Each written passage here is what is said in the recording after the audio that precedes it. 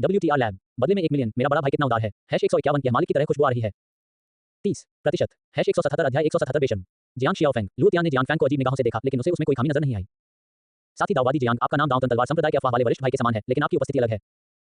जब लू निंग ए ने नाम सुना, तो उसने ध्यान से अपने सामने खड़े युवक को देखा और उसमें जियांग फैंग की छवि ढूंढने की कोशिश की। उसने जियांग फैंग का चित्र देखा था और चित्र में जियांग फैंग निश्चित रूप से एक सुंदर आदमी था।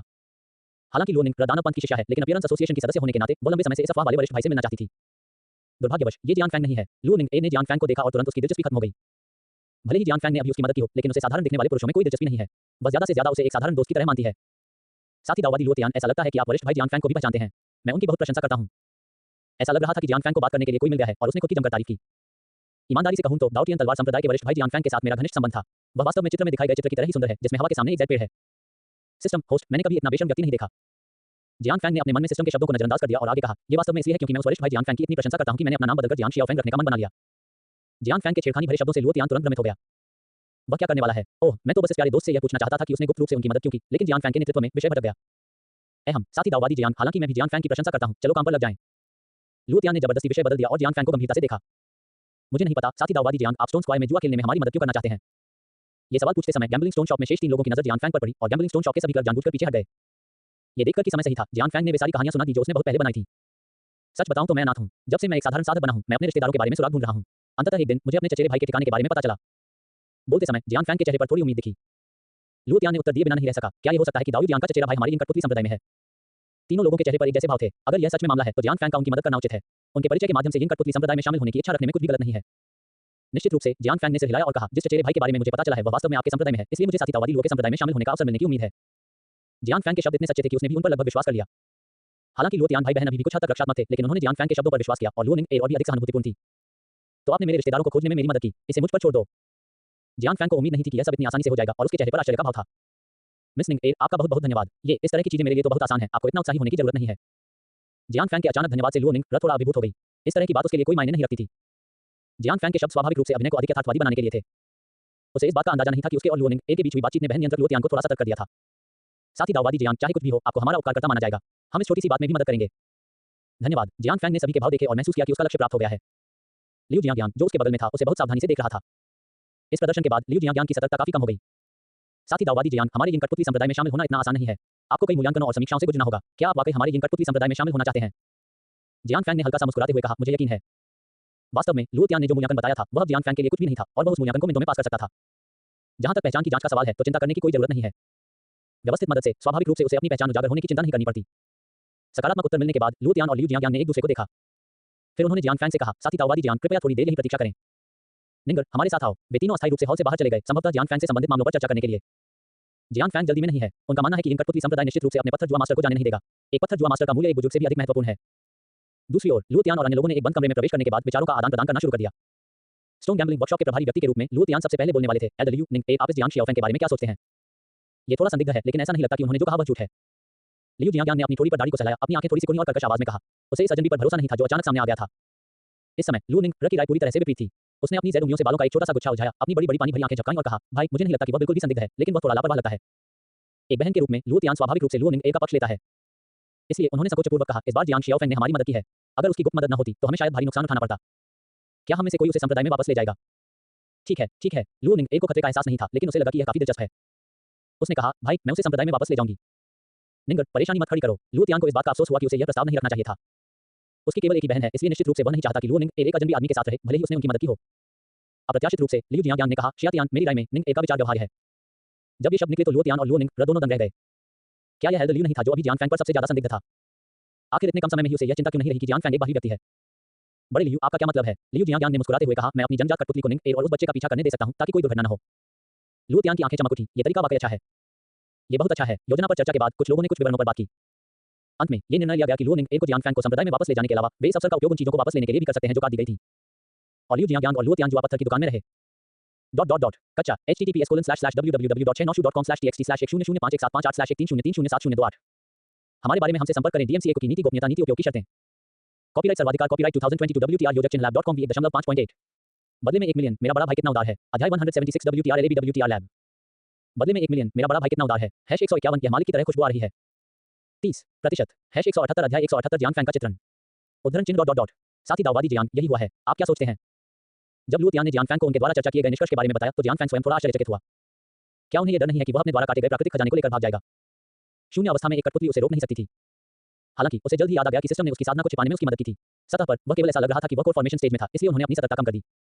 ऐसी स्थिति में हम कब निकलेंगे? लू तियान ने सोचा और कहा, देखे जाने से बचने के लिए चलो इसे आज रात करते हैं। ठीक है, जियान फैंग किसी भी समय बाहर निकल सकते हैं। हालांकि प्रस्थान जितना जल्दी होगा उतना बेहतर होगा। उसने यिंगुई संप्रदाय में बहुत लंबे समय तक रहने की योजना नहीं बनाई थी। आखिरकार यिंगुई संप्रदाय में सिस्टम के क्रिटिकल हिट रिवॉर्ड को प्राप्त करने का कोई तरीका नहीं था। जब तक कार्य पूरा हो जाता वह यथाशीघ्र दांतन तलवार संप्रदाय में वापस लौट आता। समय बीत गया और रात हो गई। रात में काले वस्त्र पहने 3 व्यक्ति नानान शहर से बाहर निकले। कुछ ही दूरी पर उन दुबले पतले व्यक्तियों में से एक ने एक उड़ने वाली नाव निकाली, अन्य 2 लोगों को उस पर बैठाया और सबसे तेज गति से एक दिशा में उड़ चला। ये 3 लोग जियान फैंग, लुओनिंग और लिu जियांग की जनजात कठपुतली थे। उड़ने वाली नाव को चलाने के अलावा ये जनजात कठपुतली लुओनिंग की सुरक्षा की रक्षा के लिए भी जिम्मेदार थी। एक बार जब कोई लुओनिंग के प्रतिकूल होता तो यह उसे मार देती। जियान फैंग की नीरसता की तुलना में लुओनिंग बहुत उत्साहित लग रही थी। उसने जियान फैंग के कंधे पर थपथपाया और कहा, अरे जियांग शियाओफेंग, क्या तुमने सचमुच दांतियान तलवार संप्रदाय के जियान फैंग को देखा है?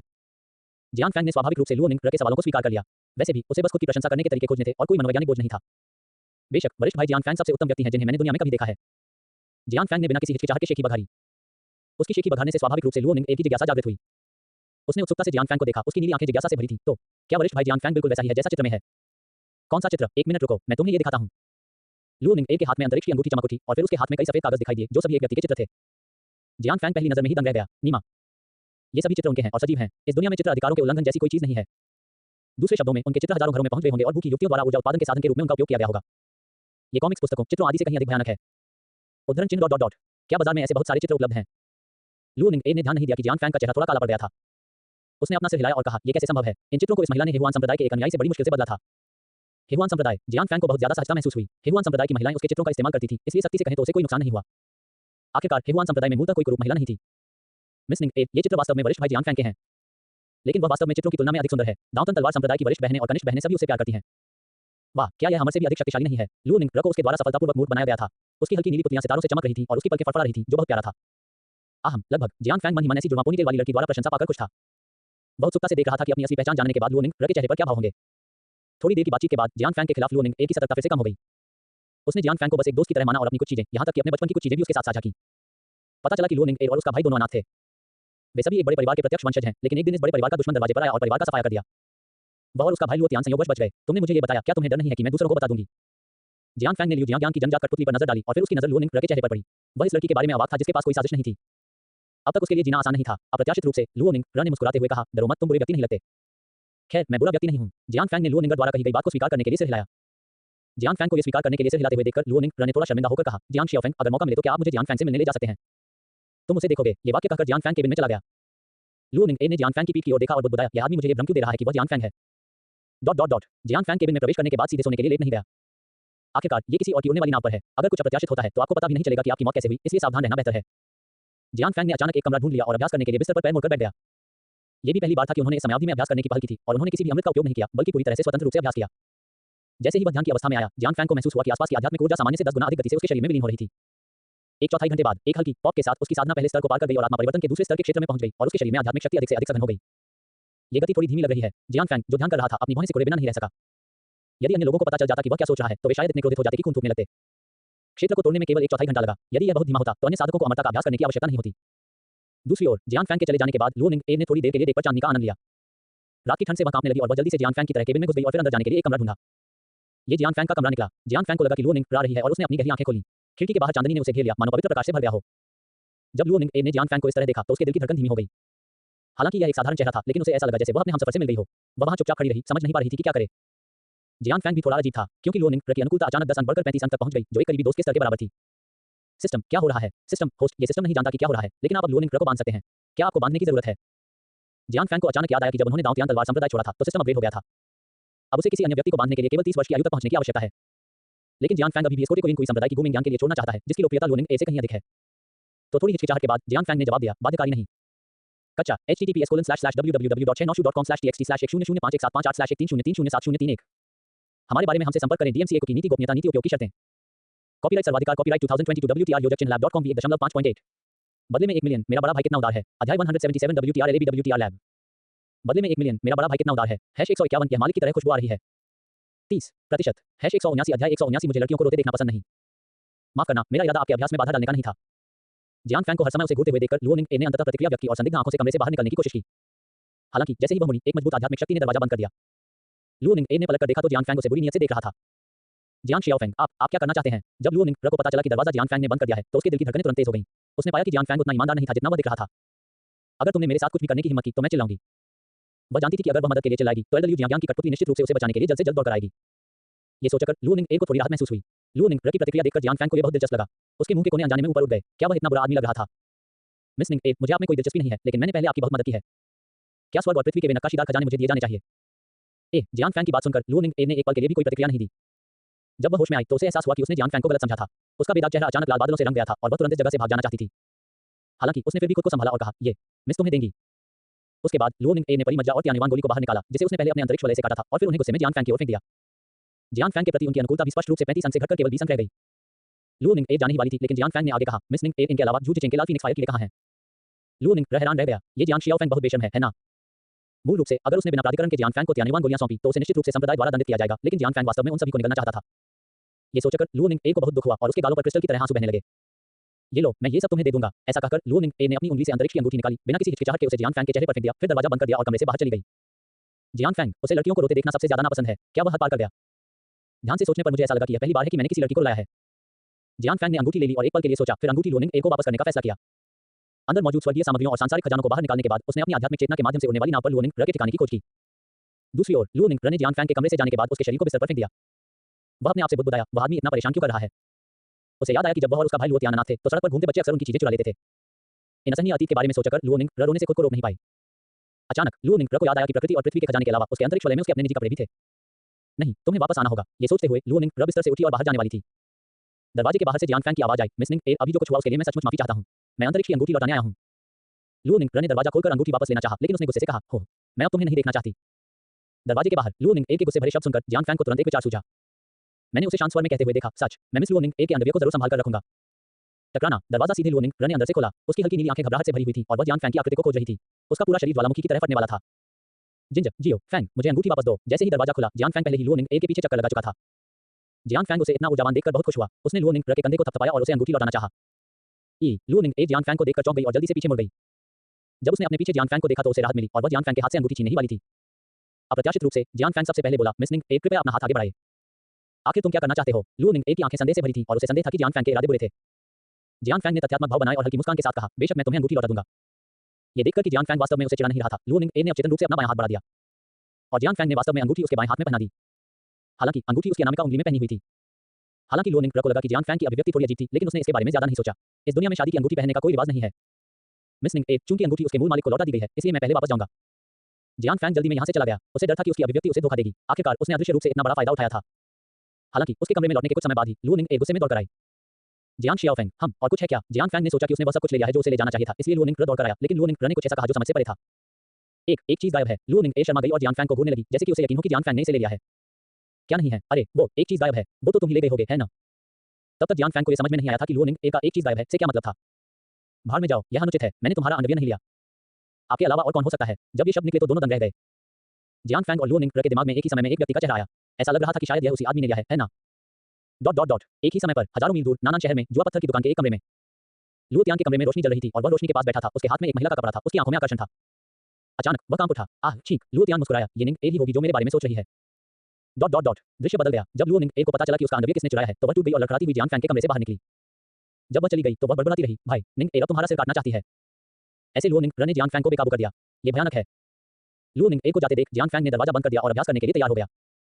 सिस्टम विशेषता पैनल कच्चा https://www.696.com/txt/10517581303075 हमारे बारे में हमसे संपर्क करें। डीएमसीए की नीति गोपनीयता नीति उपयोग की शर्तें कॉपीराइट सर्वाधिकार कॉपीराइट 2022 WTR योजक चिन्ह lab.com v1.5.8 बदले में 1 मिलियन मेरा बड़ा भाई कितना उदार है। अध्याय 178 WTR LAB WTR लैब बदले में 1 मिलियन मेरा बड़ा भाई कितना उदार है। #151 यह मालिक की तरह खुशबू आ रही है। 30% #180 अध्याय 180 जियांग फैंग की कमजोरी नाम जियांग फैंग सिस्टम स्तर 4 वर्तमान में 5 लोगों को बांधा जा सकता है। बाध्य जीजीयू अनुकूलता 40 जियाओ योरू अनुकूलता 82 येयाओ अनुकूलता 86 चांगुआन लिंगर अनुकूलता 90 आध्यात्मिक जड़ खाली आध्यात्मिक जड़ पहचान दाउतन तलवार संप्रदाय का सच्चा शिष्य साधना परिवर्तन का दूसरा स्वर्ग जादू कौशल दाउतियन तलवार क्लासिक स्वर्गीय रैंक ताइक्सुआन तलवार तकनीक स्वर्गीय रैंक स्वर्ग जादू कौशल अंगर अमर स्वर्ग कौशल अंगर वांजियांग अग्नि कमल अंगर जादुई हथियार 7 रंग की परी सोने की तलवार परी रैंक निम्न ग्रेड कांस्य पैगोडा सम्राट रैंक मध्य ग्रेड उजाड़ आसमानी नीला ड्रैगन पल सम्राट रैंक निम्न ग्रेड डॉट डॉट डॉट अपने शानदार विशेषता पैनल को देखकर जियांग फैंग अभी भी बहुत प्रसन्न था।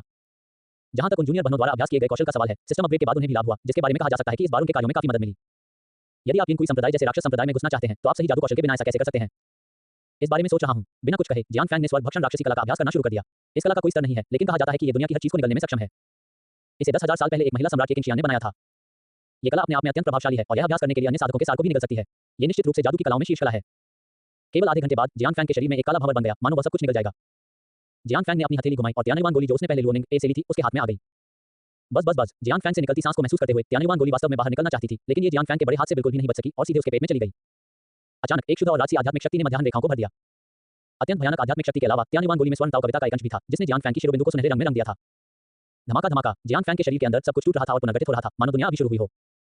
त्यानुवान गोली स्वर्ग और पृथ्वी से पैदा हुई एक गोली है। यह एक दुर्लभ खजाना है। इसका औषधीय प्रभाव स्वाभाविक रूप से साधारण गोलियों की तुलना में अधिक शक्तिशाली है।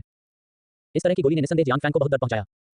इस तरफ नहीं, जियांग फैंग को ऐसा लगा जैसे उसका शरीर फटने वाला है। उसका पूरा शरीर हिल रहा था, मानो वह अगले ही पल फट जाएगा और मर जाएगा। जियो यू, उसने आवाज लगाई और चांदी के बालों वाली लड़की तुरंत अंतरिक्ष वलय से कमरे में प्रकट हुई। जियांग फैंग की शक्ल देखकर जियाओ यू को तुरंत पता चल गया कि क्या हुआ है। उसके छोटे शरीर ने पीछे से जियांग फैंग को जकड़ लिया और उसके शरीर के चारों ओर रून दिखाई दिए। जियांग फैंग के शरीर में अशांत आध्यात्मिक शक्ति भी इस समय दब गई थी। मालिक, इसे मुझ पर छोड़ दीजिए। जियांग फैंग ने मुश्किल से सिर हिलाया, उसके माथे से पसीना टपक रहा था। फिर उसके शरीर में जो भंवर बना था, उसने त्यानुवान गोली की आध्यात्मिक शक्ति को उन्मत्ततापूर्वक निगलना शुरू कर दिया और जो आध्यात्मिक शक्ति शांत हो गई थी, वह स्वाभाविक रूप से भंवर के सामने कोई मुकाबला नहीं कर सकती थी। जियांग फैंग के शरीर पर आभा बेतहाशा बढ़ गई। आध्यात्मिकरण का तीसरा स्तर, आध्यात्मिकरण का चौथा स्तर, आध्यात्मिकरण का 9वां स्तर। थोड़ी देर तक हिचकिचाने के बाद भी जियांग फैंग शून्य अवस्था तक नहीं पहुंच सका। आखिरकार उनकी सफलता की गति बहुत तेज थी। युद्ध के अनुभव के बिना वह अपनी शक्ति पर भी पूरी तरह नियंत्रण नहीं रख सकता था। अगर उसकी साधना में कोई समस्या आती तो यह बहुत बड़ी मुसीबत होती। जियांग फैंग ने राहत की सांस ली। माथे से ठंडा पसीना पोंछते हुए वह खड़ा होना चाहता था, लेकिन उसने पाया कि उसका शरीर हिल नहीं सकता। शियाओ यू, तुम जाने दे सकते हो। मास्टर, क्या आपको शियाओ यू की सेवा की आवश्यकता है? जियाओ यू के जाने के बाद उसने आसानी से बाघ और भेड़िए के शब्द कहे। बिल्कुल नहीं। जियांग फैंग ने पलटकर इस सफेद बालों वाली आत्मा के सिर पर सजा के तौर पर वार करना चाहा। कौन जानता था कि उसके सामने जो दृश्य था, उसे देखकर वह स्तब्ध रह गया। केवल एक सफेद शर्ट पहने चांदी के बालों वाली छोटी लड़की बतख की मुद्रा में बैठी हुई चकित नजर से जियांग फैंग को देख रही थी। उसके कपड़ों का एक कोना खिसक गया, जिससे उसके सफेद कंधे दिखने लगे। चांदनी रात में वह खास तौर पर आकर्षक लग रही थी। जियांग फैंग, उसे वास्तव में एक हथियार आत्मा के बारे में एक विचार तुरंत ही आ गया था। मास्टर जी, आपको क्या हुआ है? जियाओ यू ने अपना छोटा सा सिर झुकाया और उसकी पन्ने जैसी खूबसूरत आंखें संदेह से भरी थीं। आहम, भविष्य में इस तरह के कपड़े पहनकर बाहर मत आना। जियांग फैंग शर्माए बिना नहीं रह सका। इस हथियार आत्मा को उसकी कमजोरियों के बारे में इतनी अच्छी तरह से कैसे पता था? जल्दी करो और अपनी पोशाक बदल लो। ठीक है, गुरुजी। जियांग फैंग को राहत मिली जब शियाओ यू ने वापस लोलिता पोशाक पहन ली। तभी अचानक उसे कुछ ख्याल आया। हरे रंग की रोशनी चमक उठी और उसके हाथ में दबंग उजाड़ आसमानी नीला ड्रैगन हेडबर्ड दिखाई दिया। ये किंगलियन दानव सम्राट का अपने जीवन काल के दौरान शाही हथियार था, लेकिन कोई हथियार आत्मा नहीं थी। शियाओ यू, इस शाही हथियार में कोई हथियार आत्मा नहीं है। क्या तुम जानते हो क्यों? गुरु, यद्यपि यह शाही हथियार बरकरार है, लेकिन इससे पहले भी गंभीर क्षति पहुंची है। इसके अंदर मौजूद हथियार आत्मा को अपने स्वामी के साथ ही नष्ट हो जाना चाहिए था। क्या ऐसा है? जियांग फैंग ने ठंडी परशु पकड़ ली और उसके दिल में उदासी की भावना उभर आई। हजारों साल पहले ऐसा कौन सा युद्ध हुआ था जिसके कारण किंगलियन दानव सम्राट जैसे अद्वितीय शक्तिशाली व्यक्ति को इतनी जल्दी हार का सामना करना पड़ा? यहाँ तक कि उसका शाही हथियार भी 2 टुकड़ों में टूट गया और हथियार आत्मा भी अब अस्तित्व में नहीं रही। मास्टर, चिपका दो। ये देखकर कि मास्टर खुश नहीं था, जियाओ यू ने जियांग फैंग को गले लगाने की पहल की और एक सफेद बिल्ली की तरह उसकी छाती से रगड़ने लगी। हथियार आत्मा का शरीर निस्संदेह ठंडा था, लेकिन वह एक वास्तविक व्यक्ति की तरह कोमल था। शियाओ यू की हरकतें इतनी असहनीय थीं कि अनुभवी ड्राइवर जियांग फैंग भी इसे बर्दाश्त नहीं कर सका। उसने अपने गर्म दिल को शांत करने के लिए लड़की के बालों को अपनी हथेली से सहलाया। अचानक चांदी के बालों वाली लड़की को कुछ आभास हुआ। उसने अपनी नाक सिकुड़ी और कहा, मास्टर, बुरे लोग आ रहे हैं। उसके बाद उसने जियांग फैंग से उतरने की पहल की और फिर एक अस्थायी अवस्था में आ गई। कितने लोग हैं? उनकी खेती कैसी है? जियांग फैंग को स्वाभाविक रूप से शियाओ यू की कही गई बात पर संदेह नहीं हुआ। एक हथियार आत्मा के रूप में उसकी धारणा निस्संदेह उसकी तुलना में अधिक संवेदनशील थी, खासकर उन लोगों के लिए जो शत्रुतापूर्ण थे। खैर, 7 लोग 2 शून्य चरण में और बाकी कोर गठन चरण में हैं। ठीक है, मुझे नहीं पता। जियांग फैंग ने सिर हिलाया, फिर कमरे से बाहर निकल गया और तेजी से लुओनिंग ए के कमरे की ओर चला गया। लुओनिंग के कमरे में भागने के बाद जियांग फैंग की चेतना ने पहले से ही दुश्मन की आकृति को देख लिया था, इसलिए वह बस एक पल के लिए हिचकिचाया और हिंसक रूप से दरवाजा खोल दिया। लुओनिंग, जो अभी पजामा पहनकर लेट गई थी, डर गई और बिस्तर से उठ बैठी। जियांग शियाओफेंग, तुम क्या करना चाहते हो? लुओनिंग बहुत गुस्से में थी। उसने बहुत दिनों से आंसू नहीं बहाए थे, लेकिन आज जियांग फैंग ने उसे कई बार बुलाया। अब यह आदमी वास्तव में उसके कमरे में तब घुस आया जब वह सो रही थी। समझाने का समय नहीं है, मेरे पीछे आओ। जियांग फैंग ने महसूस किया कि मजबूत आदमी की सांसें करीब आ रही थी और बस आगे बढ़ा और लुओनिंग का हाथ पकड़ लिया, लेकिन निश्चित रूप से ये लड़की जियांग फैंग के साथ यहाँ से नहीं जाएगी। अचानक कमरा हिंसक रूप से हिल गया। ऐसा होना चाहिए कि उड़ने वाली नाव की बाधा पर हमला किया गया था। निंग ए भी इस समय संघर्ष करना भूल गई और जियांग फैंग ने उसे कमरे से बाहर खींच लिया। क्या हुआ? कोई हमें मारना चाहता है। जियांग फैंग ने गहरी आवाज में जवाब दिया। जब उसने ये कहा तो उसने स्पष्ट रूप से महसूस किया कि उसके हाथ में छोटा हाथ काम रहा है। हालांकि जियांग फैंग ने उसे सांत्वना देने के लिए कुछ नहीं कहा, उसने बस अपनी गति तेज कर दी। कच्चा https://www.shenosu.com/txt/100158585813030370308। हमारे बारे में हमसे संपर्क करें। डीएमसीए की नीति गोपनीयता नीति उपयोग की शर्तें। कॉपीराइट सर्वाधिकार कॉपीराइट 2022 WTR योजक चिन्ह lab.com v1.5.8। बदले में 1 मिलियन मेरा बड़ा भाई कितना उदार है। अध्याय 179 WTR LAB WTR लैब। बदले में 1 मिलियन मेरा बड़ा भाई कितना उदार है। #151 यह मालिक की तरह खुशबू आ रही है। 30% #181 अध्याय 181 कोई अंतिम शब्द। जब जियांग फैंग लुओनिंग ए को उड़ने वाली नाव के बाहर ले आया। उड़ने वाली नाव पहले से ही मध्य हवा में मंडरा रही थी और डोंगत्सु मंच कठपुतली जो मूल रूप से उड़ने वाली नाव को चला रही थी, वर्तमान में अवरोध के बाहर दुश्मनों से लड़ रही थी। डोंगत्सु चरण में भिक्षुओं की युद्ध शक्ति इतनी भयानक है कि वे आसानी से पहाड़ों को हिला सकते हैं और समुद्र को भर सकते हैं। जियांग फैंग की आध्यात्मिक चेतना के प्रभाव में डोंगत्सु चरण में 2 दुश्मन वास्तव में रक्तबुश संप्रदाय के सदस्य थे। इस बार उनका लक्ष्य स्टोन जुआ कार्यशाला में नक्काशीदार स्वर्ग और पृथ्वी के खजाने होना चाहिए। आकाश में उच्च लियू जियांग की जन्मजात कठपुतली दो डोंगत्सु मंचीय शक्तियों की घेराबंदी के तहत जल्द ही छिद्रों से भर गई और ढहने के कगार पर पहुंच गई। हाँ, ये तो बस एक कठपुतली है, लेकिन इसने हमारा रास्ता रोकने की हिम्मत की। उनमें से एक लंबा और पतला अधेड़ उम्र का आदमी था जो लाल तलवार पकड़े हुए था। हर प्रहार शक्तिशाली और भारी है, जिसमें पहाड़ों और नदियों को काटने की भयानक शक्ति है। नष्ट कर देना। अधेड़ उम्र के व्यक्ति ने दोनों हाथों से लंबा चाकू पकड़ लिया और कठपुतली के सिर पर जोरदार वार किया। लाल तलवार के चारों ओर हजारों वज्रपात थे, जो काले वस्त्र पहने कठपुतली की ओर ऐसे इशारा कर रहे थे जैसे कोई ड्रैगन नदी में प्रवेश कर रहा हो। इस प्रहार को कठपुतली ने अत्यंत खतरनाक ढंग से टाल दिया। लंबे चाकू से प्रेरित खूनी तलवार की ऊर्जा कुछ ही दूरी पर पहाड़ की चोटी पर गिरी, जिसने 100 मीटर ऊंची पर्वत चोटी को बीच से चीर दिया। जब अधेड़ उम्र के व्यक्ति ने हमला किया तो दूसरे व्यक्ति ने भी मौका नहीं गंवाया। उसका हथियार एक काले रंग की लोहे की छड़ है। इसकी बनावट से लगता है कि यह निश्चित रूप से 5वीं श्रेणी का आध्यात्मिक खजाना या उससे ऊपर का है। वह इसे बहुत ताकत से चलाता है। कठपुतली ने अधेड़ व्यक्ति के बाल को तो टाल दिया, लेकिन उसकी छड़ी के वार से बच नहीं सकी।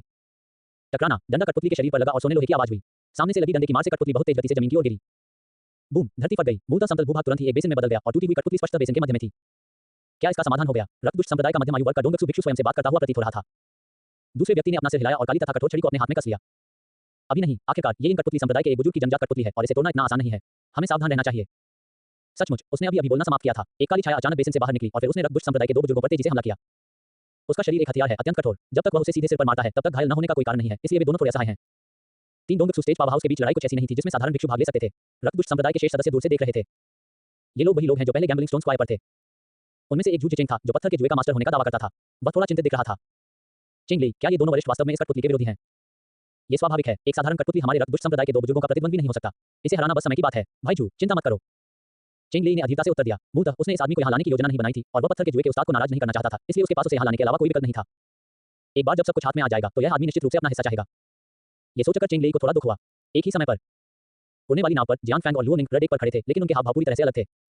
लुओ निंग एक का चेहरा पीला पड़ गया और वह जमीन पर गिर पड़ी, मानो उसने सारी ताकत खो दी हो और खुद से बड़बड़ाने लगी। ये खत्म हो गया। ये ब्लड डेविल सेक्ट के लोग हैं। वे लंबे समय से तैयार रहे होंगे। जियांग फैंग ने मन ही मन सोचा, क्या ये बकवास नहीं है? उसने अवाक होकर लुओ निंग को देखा। उसका स्वर काफी शांत था। मिस निंग, क्या आप यहीं रहेंगी और मरने का इंतजार करेंगी? और क्या? लुओ निंग ने स्वर्ग और पृथ्वी के बीच झटका महसूस किया, अपने मासूम छोटे चेहरे को आंसुओं से ढक लिया और अपने दो छोटे हाथों से उन आंसुओं को पोंछा जिन्हें वह रोक नहीं पा रही थी। मैं भी मरना नहीं चाहता, लेकिन एल्डर लियू की जन्मजात कठपुतली निश्चित रूप से उन दो रक्तदुष्ट संप्रदाय के बुजुर्गों को हराने में सक्षम नहीं होगी। हम आज यहाँ मरने जा रहे हैं, क्या आपको पता नहीं है? जियांग फैंग ने लुओ निंग को इतना रोते हुए देखा कि उसने भ्रम में अपना सिर हिला दिया। उसने अपनी उदार हथेली फैलाई और लुओ निंग की आंखों में गंभीरता से देखा। उसने शांति से कहा, उठो, मुझे लड़कियों को रोते देखना पसंद नहीं है। अगर तुम मरना नहीं चाहती हो तो मेरे साथ आओ। इस पल लुओ निंग को एक ताकत महसूस हुई और वह खड़ी हो गई। उसने जियांग फैंग का हाथ कसकर पकड़ लिया। लेकिन क्या हम सचमुच बच सकते हैं? उसने अपने आसपास के दृश्य पर नजर डाली। फे जो पहले से ही सोने की जंजीरों में मजबूती से जकड़ा हुआ था। ये नियमित दिव्य जंजीरें थी जिन्हें ताबीजों से बदल दिया गया था। वे पिंजरे में कैद पक्षियों की तरह हैं। जियांग फैंग ने अपने कंधे उठाए और बेपरवाही से जवाब दिया, मुझ पर भरोसा करने के अलावा आपके पास करने के लिए और कुछ भी बेहतर नहीं है, है ना? तुम इतने अविश्वसनीय क्यों हो? लुओ निंग ने नफरत से अपने दांत पीस लिए। उसने जो उम्मीद जगाई थी उसे जियांग फैंग ने अचानक खत्म कर दिया। जियांग फैंग ने कोई स्पष्टीकरण नहीं दिया, बस मुस्कुरा दिया। फिर उसने अपना हाथ उठाया और उसके हाथ में एक हरा परशु प्रकट हुआ और उसके शरीर में आध्यात्मिक शक्ति का उतार चढ़ाव भी एक पल में दान गठन चरण से भगवान परिवर्तन के 9वें स्तर तक बढ़ गया। लुओ निंग ने अपना मुंह ओ आकार में खोला और जियांग फैंग को अविश्वास से देखा। क्या इस दुनिया में ईश्वर परिवर्तन चरण में ऐसा कोई युवा मजबूत आदमी है? जियांग जियाओफेंग, आप इतना आश्चर्यचकित होने की कोई आवश्यकता नहीं है। जियांग फैंग हल्के से मुस्कुराया और गंभीरता से कहा, लुओ निंग, आपको मेरे लिए एक रहस्य रखना याद रखना चाहिए। हाँ, लुओ निंग ने लहसुन पीसने की तरह से हिलाया। निराशा में आशा पाने की भावना ने उसके पूरे शरीर को शक्ति से भर दिया। अगले ही पल जियांग फैंग ने सीधे उजाड़ आकाश नीले ड्रैगन भाले में आध्यात्मिक शक्ति को इंजेक्ट किया और नीले लंबे भाले ने एक जलते हुए छोटे सूरज की तरह एक झुलसाने वाली और चमकदार रोशनी उत्सर्जित की। बूम! सूरज फट गया। भयानक आध्यात्मिक शक्ति का प्रवाह सीधे भारी बेड़ियों को तोड़ रहा था। चल दर, जियांग फैंग ने ताबीज से बने पिंजरे में एक बड़ा छेद खोल दिया और स्तब्ध लुओ निंग को उड़ती हुई नाव से दूर ले गया। जहां तक इस उड़ने वाली नाव का सवाल है, वह इसे नहीं ले जा सका। यहाँ की गतिविधि स्वाभाविक रूप से रक्तदुष्ट संप्रदाय के शिष्यों के समूह से छिपी नहीं रह सकी और चेंगली भी उन शिष्यों के साथ दौड़ पड़ा। चेंगली ने व्यंग्य करते हुए कहा, भागना चाहते हो? क्या तुमने हमसे पूछा है? ये तो कचारा, क्या तुम्हारे पास कोई अंतिम शब्द है? क्या? चेंगली के बोलना समाप्त करने से पहले जियांग फैंग ने सीधे उजाड़ आकाश नीला ड्रैगन बल को लहराया। उसके सामने की सभी बाधाएं दूर हो गईं और रक्तदुष्ट संप्रदाय के कुछ जिंदन चरण के शिष्य भी नहीं बचे। दूर से एक व्यक्ति तेजी से भागता हुआ दिखाई दिया। जियांग फैंग ने अपने चेहरे पर एक दिलचस्प मुस्कान दिखाई और अस्थायी रूप से लुओ निंग का हाथ छोड़ दिया। फिर वह एक पल में जू जिचेंग के सामने उड़ गया और जुआ पत्थर मास्टर का रास्ता अवरुद्ध कर दिया। मेरे साथी ताओवादी, मुझे आपसे कोई शिकायत नहीं है।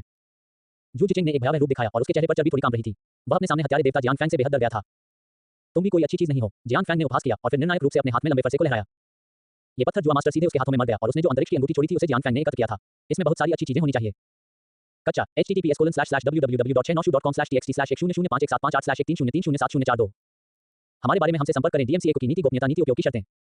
कॉपीराइट सर्वाधिकार कॉपीराइट 2022 WTR योजक चिन्ह lab.com 1.8 बदले में 1 मिलियन मेरा बड़ा भाई कितना उदार है। अध्याय 180 WTR LAB WTR लैब बदले में 1 मिलियन मेरा बड़ा भाई कितना उदार है। #151 के मालिक की तरह खुशबू आ रही है।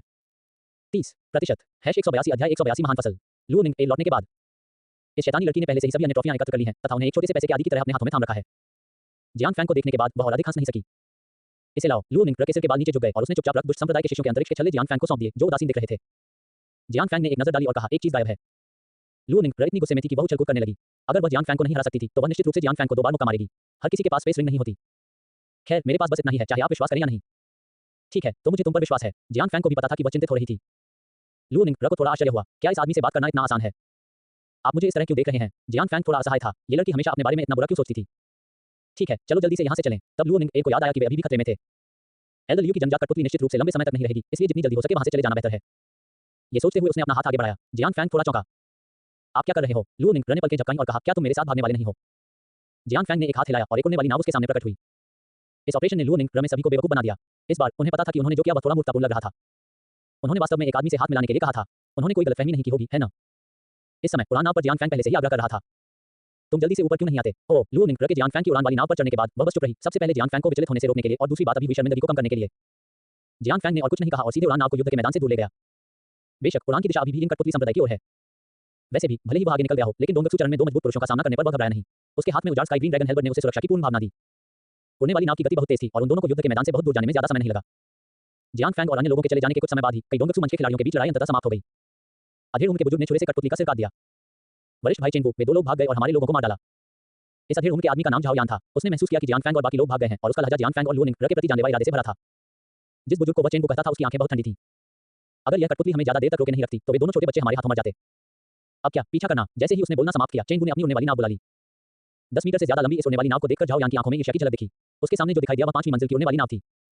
हालांकि ये ईर्ष्या एक पल में गायब हो गई। वे दोनों उड़ती हुई नाव को चलाकर जियांग फैंग की दिशा में आगे बढ़े। उनकी गति जियांग फैंग से कम नहीं थी, बल्कि कुछ मिनट अधिक थी। आधे घंटे बाद रक्तदुष्ट संप्रदाय के दो बुजुर्गों ने आखिरकार जियांग फैंग की उड़ने वाली नाव की खोज की। चेंगू ने बिना किसी हिचकिचाहट के सीधे अपने हाथ में काले लोहे की छड़ फेंक दी। बूम बूम बूम, हवा में एक भयंकर ध्वनि विस्फोट हुआ। चेंगू के आध्यात्मिक खजाने में बेकाबू आध्यात्मिक शक्ति है और वह सामने उड़ती हुई नाव से टकराने वाला है। नाव नष्ट हो जाएगी और सभी मारे जाएंगे। बेशक यह उसके दिमाग की एक कल्पना मात्र है। यह महसूस करने के बाद कि दो डोंगत्सु स्टेज पावर हाउस पकड़े गए थे, जियांग फैंग स्वाभाविक रूप से शांत नहीं बैठा और मौत की प्रतीक्षा नहीं की। उसने सीधे उड़ने वाली नाव को दूर रखा और शांति से उसका सामना किया। जहां तक चेंगू द्वारा फेंकी गई काली लोहे की छड़ का सवाल है, तो जियांग फैंग द्वारा हवाई जहाज को हटाने के बाद उसने सीधे जियांग फैंग पर ही हमला करना शुरू कर दिया। डांग डांग डांग, जियांग फैंग ने काले लोहे की छड़ के हमले का विरोध नहीं किया। उसके हाथ में लगी हुई परशु ने काले लोहे की छड़ के सभी हमलों को रोक दिया। युद्ध के बाद की स्थिति ही पर्वत शिखर को नष्ट करने के लिए पर्याप्त थी। इस समय उसने लुओ निंग की सुरक्षा सुनिश्चित करने के लिए उसे पहले ही कांस्य शिवालय में रख दिया था। बेटा, तुम छोटी सी उम्र में ही आध्यात्मिक परिवर्तन के स्तर पर पहुंच गए हो। मुझे लगता है कि तुम्हारे लिए साधना करना आसान नहीं है, इसलिए ये गलती मत करना। जब चेंगू ने जियांग फैंग की ताकत देखी तो वह थोड़ा बदसूरत लगने लगा। अगर तुम सब कुछ सौंप दोगे तो हम तुम्हारी जान बख्श सकते हैं। मुझे तुम पर विश्वास है, तुम बहुत बुरे आदमी हो। जियांग फैंग ने बिना किसी हिचकिचाहट के चेंगू के प्रस्ताव को अस्वीकार कर दिया। उन्हें शुरू से ही इस पर चर्चा करने की कोई जरूरत नहीं थी क्योंकि त्यानिवान गोली उसके पेट में थी। चेंगू का चेहरा धीरे धीरे उदास हो गया। उसने एक हाथ से हरकत की और काली लोहे की छड़ उसके हाथ में वापस आ गई। बेटा, चूंकि तुमने टोस्ट नहीं खाया और तुम्हें दंड के रूप में शराब पीनी पड़ी, तो हमें असभ्य होने का दोष मत दो। ये कहने के बाद चेंगू ने अपनी आंखों से अपने छोटे भाइयों की ओर इशारा किया। ये स्पष्ट था कि वह नेतृत्व करने का इरादा नहीं रखता था। आखिरकार जियांग फैंग के हाथ में लगा परशु अजीब लग रहा था। फेजू को कैद करने के लिए उसने जिस ताबीज का इस्तेमाल किया वह इतना आसान नहीं था, लेकिन अंत में इस युवक ने आसानी से एक अंतर बना दिया। बड़े भाई, इस बच्चे को मेरे पास छोड़ दो। झाओ यान के पास कोई विस्तृत अवलोकन नहीं था और उसने देखा कि जियांग फैंग केवल ईश्वर परिवर्तन चरण में था। इसलिए वहां कोई खास बचाव नहीं था और उसने जियांग फैंग को दबाने के लिए अपना हाथ उठाया। बेटा, अगर तुम मुझे दोष देना चाहते हो तो मैं तुम्हें इस लड़की के साथ रहने का चुनाव करने के लिए दोषी ठहराता हूं। याद रखो, जो तुम्हें मारेगा उसका नाम झाओ यान है। ऐसा कहने के बाद झाओ यान ने सीधे कार्रवाई की। उसके हाथ में मौजूद आध्यात्मिक तलवार से एक आकर्षक रक्त लाल प्रकाश निकला और एक ब्लेड की रोशनी जो पहाड़ों को विभाजित करने के लिए पर्याप्त थी, एक अत्यंत हिंसक बल के साथ जियांग फैंग की ओर बढ़ी। डोंगत्सु का तीसरा स्तर। जियांग फैंग ने मौत की सांस के साथ ब्लेड की रोशनी को देखा और अंधेरे आंखों की एक जोड़ी अचानक सुनहरे प्रकाश में फट गई और उसके शरीर से निकलने वाली शक्ति डोंगत्सु काल के एक मजबूत आदमी की तुलना में कमजोर नहीं थी। उसके हाथ में लंबा फरसा था जो उस पार चला गया। रक्तलाल ब्लेड की रोशनी कांच की तरह बिखर गई। जियांग फैंग के चेहरे पर अफसोस भरा भाव दिखा और उसने झाओ यान से मजाकिया अंदाज में कहा, ऐसा लगता है कि आपकी तलवारबाजी भी ऐसी ही है। तुम मुझे मारने के योग्य नहीं हो। जैसे ही आवाज गिरी, जियांग फैंग ने हमला करने की पहल की। उसकी गति डोंगत्सु काल के एक मजबूत आदमी से कम नहीं थी, लेकिन वह पलक झपकते ही झाओ यान के पीछे आ गया और फिर उसके हाथ में लंबे फरसे ने सीधे झाओ यान की पीठ पर वार किया। झाओ यान ने प्रतिक्रिया व्यक्त की और तुरंत अपने हाथ में ली हुई लंबी तलवार का इस्तेमाल करके उसे रोक दिया। क्लैंग, खून के रंग की लंबी तलवार टूट चुकी थी। एक साधारण आध्यात्मिक खजाना सम्राट के हथियार को कैसे रोक सकता था? उजाड़ स्काई ब्लू ड्रैगन हेल्मेट ने लंबी तलवार को तोड़ने के बाद सीधे झाओ यान की छाती में एक बड़ा छेद खोल दिया और वह खुद अविश्वसनीय लग रहा था। मैं तैयार नहीं हूं। झाओ यान को उम्मीद नहीं थी कि दोनों के हथियार बिल्कुल भी एक ही स्तर पर नहीं होंगे। उसे अपनी रक्त रंग की लंबी तलवार पर इतना भरोसा था कि वह मौके पर ही मर सकता था। चेंगू, जो लड़ाई देख रहा था, ने झाओ यान को आसानी से मारा जाता देखा और सीधे जादुई ताबीज का इस्तेमाल किया और बस एक पल में गायब हो गया। जियांग फैंग दंग रह गया। प्रतिक्रिया व्यक्त करने के बाद उसने खुद से कहा, ये बुरा लोमड़ी बहुत तेजी से भाग गया। हालांकि जियांग फैंग ने इसके बारे में ज्यादा नहीं सोचा। वैसे भी रक्तदुष्ट संप्रदाय के लोगों को थोड़े समय में नहीं आना चाहिए, इसलिए उसने बस लूट का सामान पैक किया और चला गया। इस बार निश्चित रूप से बड़ी फसल होगी। कच्चा https://www.chenoshu.com/txt/109shu.com/txt/10308/130303704 हमारे बारे में हमसे संपर्क करें। DMCA को की नीति गोपनीयता नीति उपयोग की शर्तें। कॉपीराइट सर्वाधिकार कॉपीराइट 2022 WTR योजक चिन्ह lab.com भी 1.5.8 बदले में 1 मिलियन मेरा बड़ा भाई कितना उदार है। अध्याय 181 WTR LAB WTR लैब। बदले में 1 मिलियन मेरा बड़ा भाई कितना उदार है। #151 यह मालिक की तरह खुशबू आ रही है। 30% #183 अध्याय 183 अजीब कल्पना। समस्या का समाधान करने के बाद जियांग फैंग ने लुओ निंग को छोटी दुनिया से मुक्त कर दिया। इस समय लुओ निंग ने पहले ही कुछ अनुमान लगा लिया था। खूबसूरत हल्की नीली आंखों की एक जोड़ी ने जियांग फैंग को संदेह से देखा, जैसे कि वह कुछ कहना चाहती थी लेकिन हिम्मत नहीं कर रही थी। उसे इस तरह देखकर जियांग फैंग को पता था कि वह अपनी पहचान नहीं छिपा सकता। जैसे ही वह अपने पत्ते दिखाने वाली थी, लुओ निंग अचानक बोल पड़ी। जियांग शियाओफेंग, अगर मैं सही अनुमान लगाऊं तो आपकी पहचान वास्तव में एक बहुत बुरे राक्षस की है जो एक युवा व्यक्ति में बदल गया और दूसरों को डराने के लिए भाग गया, है ना? लुओ निंग इस तरह से सोच रही थी और उसकी आंखों से ये देखा जा सकता था कि उसने ये तय कर लिया था कि मामला यही है। बूम, जियांग फैंग ने लुओ निंग के चिकने माथे पर हाथ फेरा। तुम अपने छोटे से दिमाग में क्या सोच रहे हो? लुओ निंग, मैं बहुत बुरा नहीं हूं। अब जब समस्या हल हो गई है तो बस रास्ता दिखाओ। इससे पहले लियू जियांग की जंगजात कठपुतली उड़ने वाली नाव को नियंत्रित करती थी और जियांग फैंग को दिशा को नियंत्रित करने की बिल्कुल भी आवश्यकता नहीं थी। अब उसे वर्तमान स्थान का बिल्कुल भी पता नहीं है। वो चिल्ला लेकिन रास्ता तो मुझे भी नहीं पता। लू निंग ए ने अपने माथे को दोनों हाथों से ढक लिया और आंखों में आंसू लिए जियान फैंग को देखा। वह बहुत दुखी दिख रही थी। उसके सिर के बाल नीचे लटक रहे थे। अगर उसे पहले से पता न होता कि जियान फैंग की साधना का स्तर उससे कहीं अधिक ऊंचा है और उसके पास कठपुतली समर्थक नहीं है, तो वह निश्चित रूप से जियान फैंग से मौत तक लड़ती। क्या आप इन कठपुतली संप्रदाय के शिष्य नहीं हैं? जियान फैंग ने आश्चर्य से पूछा। अप्रत्याशित रूप से लू निंग ए को जियान फैंग के सवाल से और भी अधिक दुख हुआ। मैं अपने भाई का अनुसरण करता था, मुझे कभी याद नहीं रहता था कि संप्रदाय तक कैसे पहुंचा जाए। अब हम रास्ता पूछने के लिए किसी को क्यों न ढूंढ लें? जियान फैंग, जंगल में वह रास्ता कहां से पूछ सकता था? लू निंग की दुखी नजर देखकर जियान फैंग थोड़ा नर्म दिल महसूस करने से खुद को रोक नहीं सका। इसे भूल जाओ, चलो आज रात छोटी दुनिया में एक रात बिताते हैं और फिर कल रास्ता पूछने के लिए एक जगह ढूंढते हैं। ठीक है। लू निंग को भी स्पष्ट रूप से जियान फैंग की छोटी सी दुनिया में बहुत दिलचस्पी थी। वह जानती थी कि यह ऐसी चीज है जो केवल संकट के दौर में एक शक्तिशाली व्यक्ति के पास ही हो सकती है। और जियान फैंग भगवान बनने की अवस्था में एक छोटी सी दुनिया बनाने में सक्षम थी। बहुत सुख कैसे न हो सकती थी। जियान फैंग मुस्कुराया और अपना सिर हिलाया और फिर दोनों आकृतियां उस जगह से गायब हो गईं। नानान शहर, जुआ स्टोन स्क्वायर, एक अंधेरे कमरे में। बिस्तर पर पैर मोड़कर बैठे दुबले पतले बूढ़े आदमी ने अचानक अपनी धुंधली आंखें खोली और मुंह में खून थूक दिया। उसकी कठपुतली मर गई। ओह, उस लड़की को जरूर कुछ हो गया होगा। जन्मजात कठपुतली के विनाश का अर्थ है कि उससे जुड़ी आत्मा की किरण भी नष्ट हो गई है और अब उस तक कोई भी सूचना नहीं पहुंच पाएगी। इस बारे में सोच रहा हूं। लियू जियांग अपने कमरे से बाहर निकला और फिर लुओ तियान के कमरे में आया। डोंग डोंग डोंग, ज़ियातियान, कुछ हुआ है? जल्द ही दरवाजा अंदर से खुल गया। लुओ तियान ने पीले लियू जियांग को देखा, उसका दिल धड़क उठा और उसने जल्दी से पूछा, बड़े लियू क्या हुआ? आपका शरीर? अंदर जाओ और बात करो। एक चौथाई घंटे बाद लियू जियांग ने लुओ तियान को यह खबर दी कि उसकी कठपुतली नष्ट हो गई है। जब लुओ तियान ने यह खबर सुनी तो वह खुद को खड़ा होने से रोक नहीं सका और बोला, एल्डर लियू, मैं बेटिंग स्टोन वर्कशॉप को आपके पास छोड़ता हूं। मैं निंग ए को खोजने जा रहा हूं। बकवास। लियू जियांग भी खड़ा हो गया, उसका चेहरा अत्यंत उदास था। शियातियान, मैं जानता हूं कि निंग ए तुम्हारी बहन है, लेकिन इस स्थिति में कोई नहीं जानता कि वे लोग वहां इंतजार करेंगे या नहीं। इसके अलावा निंगर के पास हो सकता है। उन दोनों ने पहले ही अनुमान लगा लिया था कि यह संभवतः रक्तदुष्ट संप्रदाय के किसी व्यक्ति द्वारा किया गया है। इस स्थिति ने मूल रूप से लुओ निंग की मौत की सजा सुनाई है। रक्तदुष्ट संप्रदाय के लोग काम करते समय किसी को भी जीवित नहीं छोड़ते। लेकिन मैं उसका भाई हूं। लुओ तियान ने अपनी मुट्ठियां भींच लीं और उसके नाखून लगभग उसके मांस में गड़ गए। लियू जियांग ने गहरी आवाज में कहा, ज़ियातियान, तुम यहीं रहो और स्टोन गैम्बलिंग फैंग का ख्याल रखो। मैं उस जगह की तलाश करूंगा जहां कठपुतली को नुकसान पहुंचाया गया था। हो सकता है कि निंग ए अभी भी जीवित हो। बेशक ये शब्द राहत के शब्द थे। हर कोई जानता था कि लुओ निंग खतरे में था। हालांकि लुओ तियान अभी भी आशा के साथ लियू जियांग को देख रहा था। कृपया, एल्डर लियू। अगले दिन कांस्य शिवालय के अंदर की छोटी सी दुनिया में जियांग फैंग बिस्तर से उठने के बाद वह अगले दरवाजे पर लुओ निंग के कमरे में गया और दरवाजा खटखटाया। काफी देर तक दरवाजा खटखटाने के बाद भी अंदर से कोई प्रतिक्रिया नहीं हुई। जियांग फैंग ने भौहें से कुड़ी, लेकिन दरवाजा खोलकर अंदर जाने का फैसला किया। हालांकि अंदर जाने के बाद उसे लुओ निंग की आकृति नहीं दिखी। कमरे के एक तरफ पर्दे के पीछे एक सुंदर आकृति दिखाई दी और यह आकृति भी इस समय पर्दे के पीछे से बाहर चली गई। लुओ निंग ने नहाने के तौलिए में लिपटे हुए जियांग फैंग को देखा जो अचानक कमरे में प्रकट हुआ था। उसके सुंदर गाल लाल बादलों से सने हुए थे और उसका पूरा शरीर धुआं छोड़ने वाला था। जिंजर, जियो, फैंग, तुम मेरी महिला के कमरे में क्यों हो? जियांग फैंग को थोड़ा दोषी महसूस हुआ, लेकिन फिर भी उसने शांति से समझाया, मैंने अभी दरवाजा खटखटाया था, लेकिन कोई प्रतिक्रिया नहीं हुई। मुझे चिंता थी कि तुम्हें कुछ हो जाएगा, इसलिए मैं सीधे अंदर आ गया। लुओ निंग तुरंत शांत हो गई। जब वह अभी नहा रही थी तो उसने दरवाजे के बाहर की आवाजों को ध्यान से नहीं सुना था और यह जियांग फैंग का क्षेत्र भी था। उद्धरण चिन्ह डॉट डॉट। तो पहले तुम बाहर जाओ, मुझे अभी भी कपड़े पहनने हैं। क्षमा मांगना। जियांग फैंग को पता था कि वह गलत था, भले ही उसने कुछ भी नहीं देखा था। लेकिन इस दुनिया में किसी लड़की को नहाते हुए देखना वास्तव में बहुत ही अनैतिक कार्य है, खासकर किसी साधारण रिश्ते वाली लड़की को। सौभाग्य से, हालांकि लुओ निंग अभिमानी है, वह एक उचित व्यक्ति भी है। कुछ देर बाद वह तैयार होकर बाहर आई। लुओ निंग ने नीले रंग की लंबी स्कर्ट पहनी हुई थी जो उसकी नीली डबल पोनीटेल के साथ खेल रही थी और उसके सुंदर फिगर को उजागर कर रही थी। उसने अपनी चतुर आंखें झपकाईं और जियांग फैंग से कहा, चलो चलें। आज उन्हें इन गुइजों का रास्ता पूछने के लिए किसी को खोजने की जरूरत है, अन्यथा उन दोनों को दिशा नहीं पता होगी और भले ही उड़ने वाली नाव तेज हो, वे इन गुइजों तक नहीं पहुंच पाएंगे। जियांग फैंग ने लुओ निंग के सिर की अनुकूलता पर नजर डाली। हालांकि यह केवल दर्शन था, उसके प्रति उसका रवैया बुरा नहीं था और उसके पास एक बड़ी महिला की मुद्रा बिल्कुल नहीं थी। चल दर, जियांग फैंग के ऐसा कहने के बाद दोनों की आकृतियां छोटी सी दुनिया में गायब हो गईं। Dot dot dot. मूल दुनिया में लौटने के बाद सबसे पहले लियू जियांग की उड़ने वाली नाव भी छीन ली गई और फिर उसने अपनी युद्ध के देवता की उड़ने वाली नाव निकाली और लुओ निंग के साथ एक दिशा में उड़ गया। उनके जाने के कुछ समय बाद ही एक दुबला पतला व्यक्ति यहां दिखाई दिया। ये लियू जियांग था जो कल रात ही निकला था, लेकिन जियांग फैंग और अन्य लोगों से बच गया था। लियू जियांग ने अपने चारों ओर लड़ाई के निशानों को ध्यान से देखा। अंततः उसे पता चला कि सभी लाशें रक्तदानव संप्रदाय के शिष्यों की लाशें थीं। क्या ये हो सकता है कि निंग ए को किसी गुरु ने बचाया हो? लियू जियांग ने गुप्त रूप से अनुमान लगाया। फिर उसे अपनी जंगजात कठपुतली मिल गई। ये कठपुतली उसने एक गुप्त विधि से बनाई थी। ये बहुत ही कठोर थी, लेकिन अब ये टूट चुकी थी। चलो पहले संप्रदाय को इसकी सूचना दें। हो सकता है कि निंग ए पहले ही संप्रदाय में वापस आ गई हो। लियू जियांग ने राहत की सांस ली जब उसे जियांग फैंग और लुओ निंग ए के शब्द नहीं मिले। हालांकि उन प्राकृतिक खजानों को किसी वरिष्ठ स्वामी ने पुरस्कार के रूप में छीन लिया होगा। हालांकि इस बारे में वह कुछ नहीं कर सकते थे। ये सोचकर लियू जियांग ने बैंगनी लिंबा उड़ान तलवार को यिंग गुई संप्रदाय की दिशा में चलाया। गति निसंदेह उड़ान नाव की तुलना में बहुत धीमी थी। Dot dot dot. कच्चा https://www.696.com/txt/109 हमारे बारे में हमसे संपर्क करें। DMCA की नीति गोपनीयता नीति उपयोग की शर्तें। कॉपीराइट सर्वाधिकार कॉपीराइट 2022 WTR योजक चिन्ह lab.com 1.5.8 बदले में 1 मिलियन मेरा बड़ा भाई कितना उदार है। अध्याय 182 WTR LAB WTR लैब। बदले में 1 मिलियन मेरा बड़ा भाई कितना उदार है। #151 यह मालिक की तरह खुशबू आ रही है। 30% #184 अध्याय 184 विशेष भाग आई। दांतन तलवार संप्रदाय। जिजुपी के मंडप में जियाओ योरू, ये याओ और सु युबी यहां एकत्र हुए और लैंडलॉर्ड नामक एक मनोरंजन गतिविधि खेल रहे थे। लैंडलॉर्ड के लिए उपयोग किए गए सभी कार्ड जियांग फैंग द्वारा उपलब्ध कराए गए थे।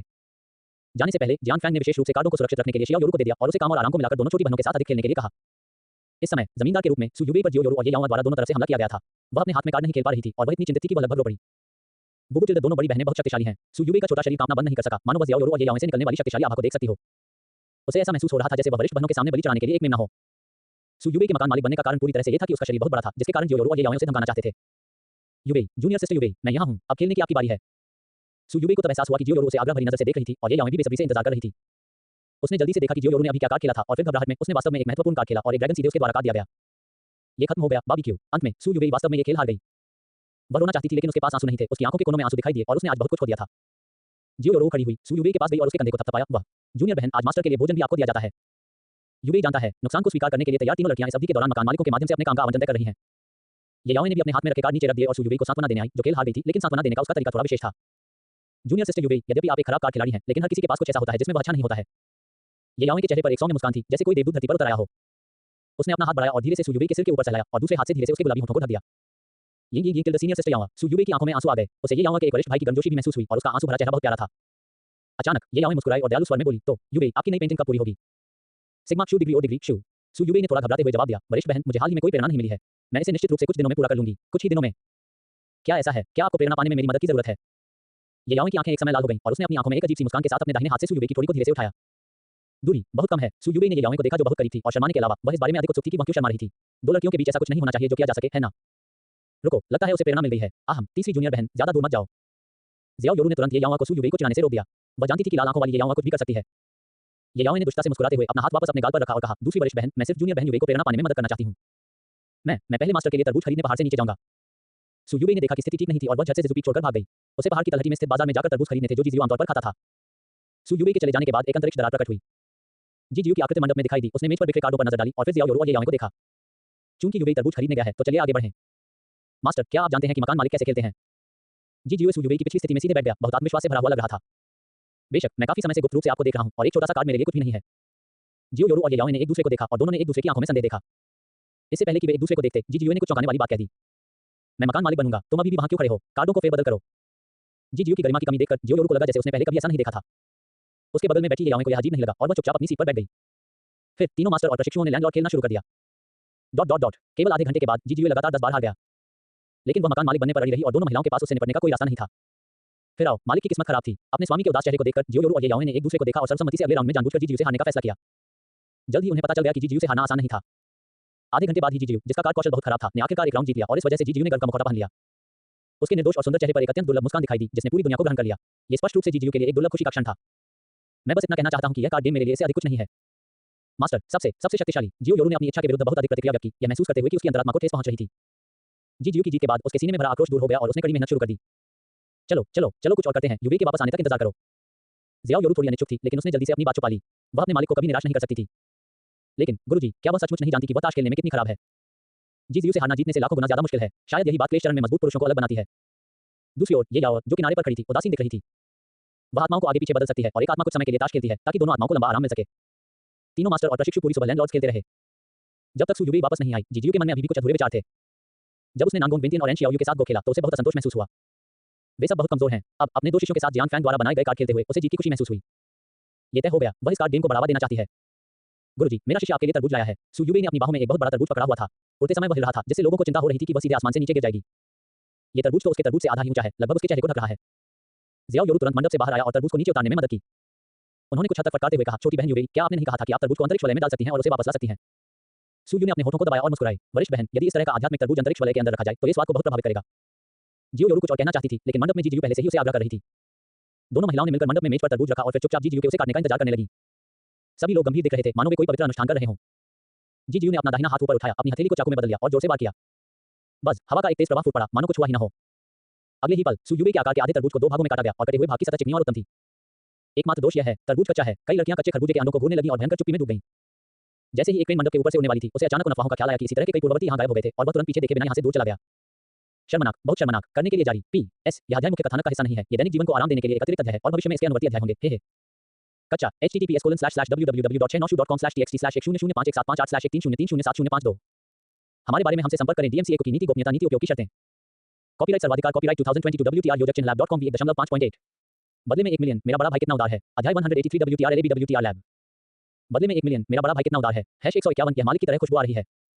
30% #185 अध्याय 185 एक अलग रास्ता खोजना। दक्षिया राजवंश दक्षिणी सीमा। दक्षिण पश्चिम में यिंगुई संप्रदाय है जो 3 प्रमुख राक्षस संप्रदायों में से एक है। जैसा कि नाम से पता चलता है, यिंगुई संप्रदाय एक ऐसा संप्रदाय है जो लाशों को नियंत्रित करता है। लाशों को नियंत्रित करना शब्द सुनते ही आम लोगों के रोंगटे खड़े हो जाते हैं। हालांकि सतह पर यह संप्रदाय अंतिम संस्कार का व्यवसाय भी चलाता है। 100 साल पहले समकालीन यिंगुई संप्रदाय की नेता गु मेंग्यान ने संप्रदाय की कमान संभाली और उन्होंने अंतिम संस्कार व्यवसाय को पूरी तरह से बढ़ावा दिया। और शिष्यों की कठपुतलियों के स्रोत का भी कड़ाई से प्रबंधन किया गया था। कई उपायों के बाद अधिक लोग यिंगुई संप्रदाय के हाथों में अंतिम संस्कार का कार्य सौंपने के लिए तैयार हो गए हैं। और संप्रदाय और अदालत के बीच संबंध भी काफी सहज हो गए हैं। इस समय यिंगुई संप्रदाय के पर्वतीय द्वार के बाहर एक उड़ने वाली नाव खुले मैदान में उतरी। बर्फ की तरह सफेद कपड़े पहने एक आदमी और दो चोटियों वाली एक लड़की उड़ती हुई नाव से नीचे उतरे। वे जियांग फैंग और लुओ निंग ए थे जो कई उतार चढ़ावों के बाद यिंग गुई संप्रदाय में पहुंचे थे। आखिरकार हम यहाँ हैं, जियांग शियाओफेंग, मेरे पीछे आओ। लुओ निंग ने यिंग गुई संप्रदाय के पर्वतीय द्वार को देखा और वह तुरंत अधिक जीवंत हो गई। यह उसके अपने घर लौटने जैसा था और जियांग फैंग वह मेहमान था जिसे वह घर लेकर आई थी। जियांग फैंग ने ज्यादा कुछ नहीं कहा और उड़ने वाली नाव को दूर रखने के बाद वह लुओ निंग के पीछे पहाड़ के द्वार की ओर चला गया। बेशक उन दोनों को संप्रदाय में प्रवेश करने से पहले यिंग गुई संप्रदाय के शिष्यों द्वारा पूछताछ की जरूरत थी। जूनियर बहन निंग ए, ये व्यक्ति कौन है? एक शिष्य ने जियांग फैंग को बड़ी सतर्कता से देखते हुए पूछा। वह इस व्यक्ति की साधना को नहीं देख पाया। तुम्हें पता है, वह नवजात आत्मा अवस्था में एक मजबूत आदमी है। उसे इस प्रकार देखकर द्वार पर पहरा दे रहे अन्य शिष्य भी सतर्क हो गए। लुओ निंग ने जल्दी से समझाया, प्रिय वरिष्ठ भाइयों, वह मेरा एक दोस्त है जो हमारी यिंग गुई संप्रदाय में शामिल होना चाहता है। शिष्य का चेहरा थोड़ा नर्म हो गया, लेकिन वह अभी भी सतर्क बना रहा। हर कोई जानता है कि शीर्ष नेताओं ने हाल ही में अन्य संप्रदायों के साथ सहयोग किया है और बाहरी लोगों पर कड़ी नजर रखी जानी चाहिए। भले ही वह वास्तव में आपका मित्र हो, वह ऐसे ही संप्रदाय में प्रवेश नहीं कर सकता। कुछ दिनों में संप्रदाय चयन के लिए प्रतीक्षा करें। यिंग गुई संप्रदाय समय समय पर संप्रदाय चयन का आयोजन करेगा ताकि संप्रदाय में ताजा रक्त का संचार होता रहे। बेशक संप्रदाय के चयन में एक सख्त समीक्षा प्रक्रिया होगी। कुछ जासूस जो संप्रदाय में घुसने का प्रयास करते हैं, उन्हें संप्रदाय चयन में पता चल जाएगा। लुओ निंग ए ने जियांग फैंग से कुछ प्रसन्नता के साथ कहा, देखो जियांग शियाओफेंग, मैंने कहा है कि संप्रदाय में घुसना इतना आसान नहीं है, लेकिन तुम सुनते ही नहीं।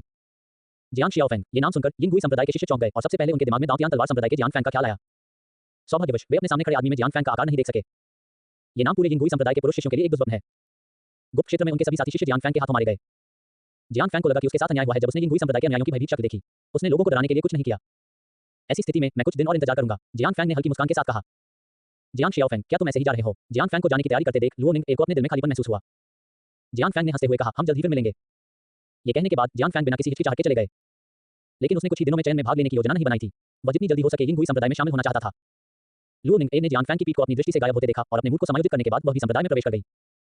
शायद आम लोगों की नजर में एक राक्षस संप्रदाय के रूप में यिंग गुई संप्रदाय बहुत अंधकार में और भयानक होना चाहिए, लेकिन तथ्य ऐसा नहीं है। यिंग गुई संप्रदाय प्रचुर आध्यात्मिक ऊर्जा वाले एक सुंदर स्थान पर स्थापित किया गया था। संप्रदाय में लुओ निंग की स्थिति काफी अच्छी है। वह और उसका भाई लुओ तियान दोनों एक बुजुर्ग के शिष्य हैं और बुजुर्ग के केवल दो शिष्य हैं। जब लुओ निंग अपने निवास पर लौटी और यात्रा की थकान दूर करने के लिए झपकी लेना चाहती थी, दरवाजे के बाहर से एक जानी पहचानी आवाज आई, निंग, मैंने सुना है कि तुम वापस आ गई हो। बड़े लुओ निंग ने जल्दी से दरवाजा खोला और लियू जियांग को खून से लथपथ आंखों से देखा। उसने तुरंत आश्चर्य से अपने गुलाबी होठों को ढक लिया। बड़े भाई, क्या आप ठीक हैं? छोटी लड़की, मैं अच्छे स्वास्थ्य में हूं। लियू जियांग को यह देखकर राहत मिली कि लुओ निंग ए का कोई अंग नहीं टूटा था। मुझे खुशी है कि तुम ठीक हो। मुझे बताओ कि रास्ते में क्या हुआ था? लुओ निंग ए ने लियू जियांग को घर के अंदर आमंत्रित किया और फिर उसे रास्ते में हुई डकैती और हत्या के बारे में बताया। बेशक उसने घटनाक्रम को थोड़ा संशोधित कर दिया। उदाहरण के लिए माना जाता था कि जियांग फैंग ने रक्तदुष्ट संप्रदाय के दो बुजुर्गों को खदेड़कर उसे बचाया था, लेकिन अब इसे बदलकर एक गुरु ने उसे बचाया था। फिर उसके पास जो भी खजाने थे उन्हें अज्ञात स्वामी ने इनाम के रूप में ले लिया। और लुओ निंग ए के शब्द बिल्कुल लियू जियांग के अनुमान के समान थे। जियांग शियाओफेंग अब कहाँ है? बड़े लियू, मुझे नहीं पता कि वह कहाँ है, लेकिन बहुत संभावना है कि वह पहाड़ की तलहटी में स्थित शहर में हो। लुओ निंग ने सच्चाई से उत्तर दिया। मैं ये बात संप्रदाय के गुरु को सच सच बता दूंगा, पहले आप आराम कर लें। लियू जियांग ने भाषण समाप्त करने के बाद गंभीर भाव से यहाँ से चले गए। कई संप्रदायों के बीच सहयोग की अवधि के दौरान इस तरह की आंतरिक लड़ाई वास्तव में हुई थी। ऐसा लगता है कि रक्तदानव संप्रदाय के लोग शांति में नहीं हैं। रात में यिंग गुई संप्रदाय की बाहरी दीवार पर रात्रिकालीन वस्त्र पहने एक व्यक्ति बिना कोई शोर मचाए दीवार पर चढ़ गया और उसकी गति तीव्र एवं सटीक थी। यह आकृति जियांग फैंग थी जिसे दिन के दौरान खारिज कर दिया गया था। जितनी जल्दी हो सके यिंग गुई संप्रदाय में शामिल होने के लिए उसने दूसरा रास्ता खोजने का फैसला किया और रात में यिंग गुई संप्रदाय में प्रवेश करने के लिए दीवार पर चढ़ गया, जो कि साहपूर्ण था। बेशक संभवतः वह पूरे महान जिया राजवंश में एकमात्र व्यक्ति था जो ऐसा कर सकता था। दीवार पर चढ़ने के बाद जियांग फैंग ने दिशा देखते हुए पूछा, सिस्टम, क्या आपको यकीन है कि आप मेरी सांस को पूरी तरह से रोक सकते हैं? सिस्टम, मेजबान, चिंता मत करो, मेरे यहाँ रहते हुए संकट काल में एक मजबूत व्यक्ति भी तुम्हारा पता नहीं लगा सकता। सिस्टम का सकारात्मक जवाब सुनकर जियांग फैंग को बहुत राहत महसूस हुई और उसने मुख्य शिखर तक जाने वाले मार्ग का ध्यानपूर्वक निरीक्षण करना शुरू कर दिया। वह यिंग गुई संप्रदाय में गहराई तक जाने के लिए एक उपयुक्त मार्ग खोजना चाहता था। इस अवधि के दौरान उन्होंने कई गश्ती अभियानों से परहेज किया। कुछ मिनट बाद जियांग फैंग ने एक मार्ग चुना और फिर कवर पर भरोसा करते हुए वह सावधानी से यिंग गुई संप्रदाय के मुख्य शिखर की ओर बढ़ गया। गुमिंग मुख्य शिखर पर रहता था। जब समय आएगा तो वह सीधे अपनी पहचान बता सकेगा और चीजें बहुत सरल हो जाएंगी। अपनी सांस को छिपाने की प्रणाली की क्षमता और अपने स्वयं के शानदार कौशल पर भरोसा करते हुए जियांग फैंग यिंग गुई संप्रदाय के मुख्य शिखर के आसपास तक आ गया। मुख्य शिखर के चारों ओर यिंग गुई संप्रदाय के अनुयायी हर जगह गश्त कर रहे थे। निस्संदेह अपने शरीर को छिपाकर मुख्य शिखर पर चढ़ना असंभव था, इसलिए जियांग फैंग ने एक अत्यंत साहसिक कदम उठाया। उसने अपना नाइट गाउन उतारा और इतराता हुआ बाहर चला गया। कच्चा https://www.696.com/txt/109.com/txt/10308/13030705 हमारे बारे में हमसे संपर्क करें। DMCA की नीति गोपनीयता नीति उपयोग की शर्तें। कॉपीराइट सर्वाधिकार कॉपीराइट 2022 WTR योजक चिन्ह lab.com भी 1.5.8 बदले में 1 मिलियन मेरा बड़ा भाई कितना उदार है। अध्याय 184 WTR LAB WTR लैब।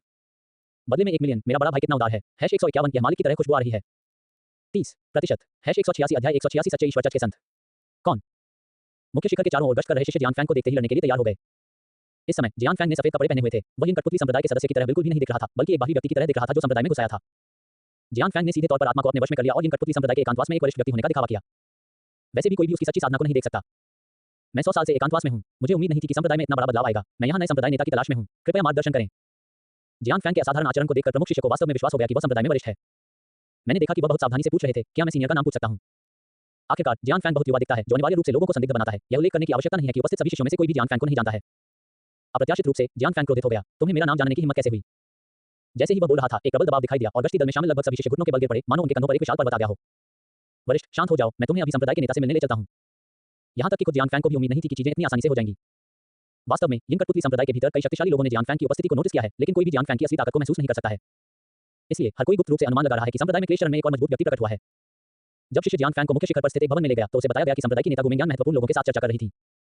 वरिष्ठ, मैं अब जा रहा हूँ। गश्त करने वाले शिष्य द्वारा जियान फैंग को उस स्थान पर लाने के बाद वह एक पल के लिए भी जियान फैंग के पास नहीं रहना चाहता था। ठीक है, जाओ और अपना काम करो। जियान फैंग के संकेत पर शिष्य तुरंत वहां से चला गया, मानो उसे माफी मिल गई हो। इस समय जियान फैंग के सामने एक 3 मंजिला इमारत है जिसमें काफी बड़ा आंगन है। यिन कठपुतली संप्रदाय के प्रमुख गुमिंगयान यहीं रहते हैं। जियान फैंग को लगा कि उसका अनुभव कुछ जादुई था। दाउतन गुप्त क्षेत्र में गुमिंगयान ने बेवजह उसे भाई जियान फैंग कहा और उसके लिए उसका अनुकूलता स्कोर 90 अंक जितना अधिक था। हालांकि गुमिंगयान जीजियू और एनजियाओ के समकालीन थे। चाहे जो भी हो, उसके लिए गुमिंगयान द्वारा भाई कहलाना असंभव था और एक मजबूत आदमी जो क्लेश चरण तक पहुंच गया था, वह लोगों को उनकी आत्मा की आभा के आधार पर पहचान सकता था। जियान फैंग को नहीं लगता था कि ऐसी कोई संभावना थी कि गुमिंगयान ने गलत व्यक्ति को प्रवेश दिया हो। इन जटिल चीजों के बारे में सोचते हुए उसे थोड़ा सा दर्द महसूस हुआ, लेकिन जब तक वह भूलने की बीमारी का नाटक करता है, तब तक वह गुमिंगयान के पास सुरक्षित रूप से रह सकेगा। वरिष्ठ, आप कल पुनः आएंगे। दरवाजे पर खड़ी शिष्या ने कहा। मुझे माफ करें। जब जियान फैंग को होश आया तो उसने समय बर्बाद न करने के लिए अचानक महिला शिष्य को बेहोश कर दिया और फिर सीधे आंगन में चला गया। और इस समय एक बहुत ही साधारण कमरे में गुमिंगयान, जो एक अतिथि से बात कर रही थी, ने बाहर हो रही हलचल को देखा। कोई आ रहा है। गुमिंगयान के सामने बैठी महिला ने भौहें सिकुड़ी और कुछ नाराजगी के साथ कहा, संप्रदाय नेता गु, क्या मैंने नहीं कहा था कि किसी बाहरी व्यक्ति को आपको परेशान नहीं करना चाहिए? महारानी पवित्र महिला, कृपया यहीं मेरी प्रतीक्षा करें, मैं बाहर जाकर इसका निरीक्षण करूंगा। जाओ और जल्दी वापस आओ। अगले ही पल गुमिंगयान की आकृति कमरे से गायब हो गई। प्रांगण में प्रवेश करने के बाद जियान फैंग बस गुमिंगयान के आने का इंतजार कर रहा था। वह जानता था कि महिला शिष्य को हराने की खबर गुमिंगयान से नहीं छिपाई जानी चाहिए, जो संक्रमण काल में थी। निश्चित रूप से गुमिंगयान जल्द ही प्रकट हुई। वह भी बहुत सुंदर थी, अद्वितीय रूप वाली। जियान फैंग के सामने 9 स्वर्गों की रहस्यमयी महिला की तरह दिखाई दे रही थी। उसके सामने जियान फैंग को करीब से घूरने वाली चमकदार आंखों की एक जोड़ी थी। आप कौन हैं? जैसे ही गुमिंगयान ने जियान फैंग को देखा, उसे एक परिचित आभा महसूस हुई। जियान फैंग ने कुछ भी नहीं छिपाया, उसने अपना वेश उतार दिया और अपना मूल रूप प्रकट कर दिया। थोड़ा मुस्कुराते हुए उसने कहा, मिंगयान, मैं तुम्हें ढूंढने आई हूं। वास्तव में जियान फैंग को गुमिंगयान के साथ होने की कोई याद नहीं थी, लेकिन इससे उसकी योजना में कोई बाधा नहीं आई। भाई जियान फैंग, क्या ये सचमुच आप हैं? जैसे ही उसने जियान फैंग को देखा, गुमिंगयान उसकी बाहों में उड़ गया। जब जियान फैंग ने भाई जियान फैंग शब्द सुने तो उसे अजीब नहीं लगा। इसके बजाय उसे एक अजीब तरह का अपनापन महसूस हुआ। उसने गुमिंगयान को अपनी बाहों में देखा और धीरे से कहा, मिंगयान, मुझे तुम्हें एक बहुत महत्वपूर्ण बात बतानी है, वह ये कि शायद मैंने अपनी याददाश्त खो दी है। भाई जियान फैंग, आपका क्या मतलब है? गुमिंगयान ने अपना सिर थोड़ा ऊपर उठाया, खूबसूरत आंखों से जियान फैंग को देखा और उसकी आवाज कांप रही थी। यानी मेरे मन में तुम्हारे साथ बिताए गए पलों की कोई यादें नहीं है। मुझे माफ कर दो। कैसे? ये कैसे हो सकता है? गुमिंगयान की भौहें सिकुड़ गईं और उसका दिल अचानक दुखने लगा। क्या उसकी और जियान फैंग की सारी यादें चली गईं? यही उसकी सबसे अच्छी याद थी। हालांकि वह जल्द ही फिर से खुश हो गई, क्योंकि इस मामले में क्या जियान फैंग केवल उसकी ही नहीं होगी? कोई बात नहीं भाई जियान फैंग, जब तक मैं तुम्हें याद रखता हूं, यही काफी है। जियान फैंग ने गुमिंगयान की आंखों में स्नेह देखा और खुद को बदमाश महसूस किया। एक लड़की को अपने प्यार में पागल कर लेने के बाद वह वास्तव में उस लड़की को भूल गया। ये देखकर कि गुमिंगयान को उसकी भूलने की बीमारी की परवाह नहीं है, जियान फैंग को राहत मिली। उन्होंने आगे कहा, मिंगयान, यिन कठपुतली संप्रदाय में आपसे मिलने के अलावा मुझे आपसे कुछ महत्वपूर्ण बात भी करनी है। क्या आपके पास बाद में समय है? गुमिंगयान ने जियान फैंग को बिल्कुल भी बाहरी व्यक्ति नहीं माना और सीधे कहा, वह सच्चे भगवान संप्रदाय के संत अभी भी मेरा इंतजार कर रहे हैं। क्यों ना भाई जियान फैंग मेरे साथ आएं? एक सच्चा दिव्य संत। जियान फैंग को थोड़ा आश्चर्य हुआ, उसे उम्मीद नहीं थी कि उनकी योजना इतनी जल्दी शुरू हो जाएगी। जियान फैंग, जो कथानक से परिचित है, अच्छी तरह से जानता है कि सच्चे भगवान संप्रदाय ने प्राचीन दानव देवता एसेल को बलिदान देने के लिए कई संप्रदाय के शिष्यों का उपयोग करने की योजना बनाई है और फिर दानव देवता को गुलाम बना लिया है। इस बार उनका लक्ष्य ऐसा होने से रोकना है, तो फिर मुझे तुम्हारे साथ चलकर इसे देखने दो। जियान फैंग वास्तव में सच्चे भगवान संप्रदाय के इस संत का स्वरूप देखना चाहता था। जब वे दोनों साथ साथ चल रहे थे तो अचानक उसे फिर से कुछ याद आया। वह रुकी और बोली, वैसे मिंगयान, मेरी पहचान के बारे में क्या आप ये दावा कर सकते हैं कि मैं आपकी चचेरी बहन हूं?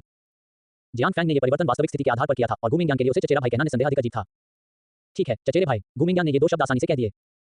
इसके विपरीत जियान फैंग का मूड थोड़ा जटिल था। उसके पास बिना किसी कारण के एक अतिरिक्त चचेरा भाई था और वही चचेरी बहन थी जो क्लेश चरण को पार करने की क्षमता रखती थी। वह महान जिया राजवंश में भी दूर जा सकता था। गुमिंगयान के कमरे में यह पहली बार था जब जियान फैंग ने इस दुनिया में सच्चे देव धर्म के संत याओ को देखा था। ये संत काले वस्त्र पहने हुए थे और उनकी त्वचा मटन बसा की तरह सफेद और नाजुक थी, जिसमें क्रिस्टल की चमक थी। उसका चेहरा अंडाकार है, पलकें लंबी हैं और आंखें शीशे की तरह साफ हैं। उसकी उम्र को देखते हुए लगता है कि वह लगभग 16 वर्ष का है। संप्रदाय नेता गो, ये कौन है? गुमिंगयान के बगल में जियान फैंग को देखकर याओ की आंखें संदेह से भर गईं। चीजें उसकी उम्मीदों से कहीं ज्यादा थीं। वो मेरे चचेरे भाई है। गुमिंगयान जियान फैंग का नाम लेने ही वाली थी, लेकिन एक बड़े हाथ ने उसके मुंह को ढक दिया। हेलो, मेरा नाम जियांग जियाओफेंग है। कच्चा https://www.696.com/txt/109shoe.com/txt/130307071 हमारे बारे में हमसे संपर्क करें। डीएमसीए की नीति गोपनीयता नीति उपयोग की शर्तें। कॉपीराइट सर्वाधिकार कॉपीराइट 2022 WTR योजक चिन्ह lab.com 1.5.8 बदले में 1 मिलियन मेरा बड़ा भाई कितना उदार है। अध्याय 185 WTR LAB WTR लैब। बदले में 1 मिलियन मेरा बड़ा भाई कितना उदार है। #151 की मालिक की तरह खुशबू आ रही है। 30% #187 अध्याय 187 दानव अवशेष। सच्चे भगवान संप्रदाय के इस संत ने जियान फैंग को संदेह भरी नजरों से देखा। वह इतने दिनों तक इन कठपुतली संप्रदाय में रही थी, लेकिन उसे पता नहीं था कि गुमिंगयान का एक चचेरा भाई भी था। इसके अलावा इस आदमी का नाम दाउटियन तलवार संप्रदाय के वरिष्ठ भाई के नाम के समान क्यों है? उनके बीच की दूरी को देखकर लगता है कि वे चचेरे भाई बहन जैसे कैसे लगते हैं। ये सोचते हुए याओ ने बहुत गंभीरता से कहा, गुजोंग, कृपया मेरे साथ मजाक न करें। इसके अलावा हम व्यापारिक मामलों पर चर्चा कर रहे हैं और बाकी लोगों के लिए सुनना सुविधाजनक नहीं है। याओ की बात सुनकर गुमिंगयान थोड़ा दुखी हुआ। महामहिम संत, मैं दोहराता हूं, वह इस संप्रदाय के नेता के चचेरे भाई हैं। जब उसने ये कहा तो गुमिंगयान का चेहरा लाल नहीं हुआ और उसका दिल नहीं धड़का। उसकी राय में जियान फैंग से ज्यादा महत्वपूर्ण कुछ नहीं था। सबसे बुरी बात यह थी कि इस सहयोग पर चर्चा ही नहीं होती। याओ ने भौहें सिकोड़ते हुए स्पष्ट रूप से कहा, संप्रदाय मास्टर को ऐसा लगता है कि हमारे सहयोग पर सावधानीपूर्वक विचार करने की आवश्यकता है। उसके बाद वह खड़ी हो गई। चलो आज यहीं रुकते हैं, मैं वापस जाकर पहले आराम करूंगा। याओ का रवैया थोड़ा भारी था, लेकिन गुमिंगयान ने उसे जाने से नहीं रोका। उसके विचार अब जियान फैंग पर थे। जाने से पहले याओ ने जियान फैंग पर गहराई से नजर डाली। उसे हमेशा लगता था कि जियान शियाओफेंग की पहचान उतनी सरल नहीं थी जितनी सतह पर दिखती थी। चचेरी बहन गुमिंगयान की पहचान निश्चित रूप से नकली थी। याओ को जाते हुए देखने के बाद जियान फैंग ने कहा, मिंगयान, अगर मैंने सही अनुमान लगाया है तो आपने जो बात की वह दानव देवता के खंडहरों के बारे में होनी चाहिए, है ना? भाई जियान फैंग, तुम्हें कैसे पता चला? गुमिंगयान ने गलती से बोल दिया। उसकी खूबसूरत आंखें आश्चर्य से भर गईं। क्योंकि यह मामला इन कठपुतली संप्रदाय के बीच भी एक शीर्ष रहस्य माना जाता है। उनके और कुछ वरिष्ठ अधिकारियों के अलावा मूलतः किसी को भी इसकी जानकारी नहीं थी। यकीन से जियांग फैंग ने मन ही मन सोचा, ऐसा लगता है कि खेल की सबसे बड़ी घटनाओं में से एक दानव देवता का पुनरुत्थान होने वाला है और इस घटना के कारण पूरे दक्षिया राजवंश को भी भारी नुकसान हुआ है। लेकिन सौभाग्य से उनके पास अभी भी इस घटना को रोकने का मौका है। मेंग्यान, मैंने सुरागों के आधार पर यह अनुमान लगाया। दानव भगवान के खंडहरों की सील ढीली है और सच्चे भगवान संप्रदाय हाल ही में सक्रिय हो गया है। उनके पास कोई विचार नहीं होना असामान्य है।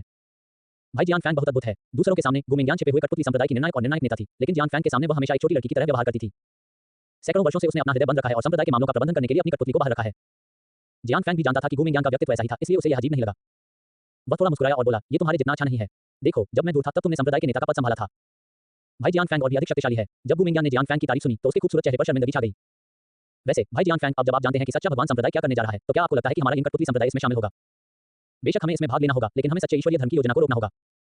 जियान फैंग ने गहरी आवाज में कहा, यदि सच्चे देव धर्म को राक्षस देवता एसल को पुनर्जीवित करने से नहीं रोका गया तो पूरे दक्षिया राजवंश को नुकसान होगा और यह निश्चित रूप से एक आपदा होगी।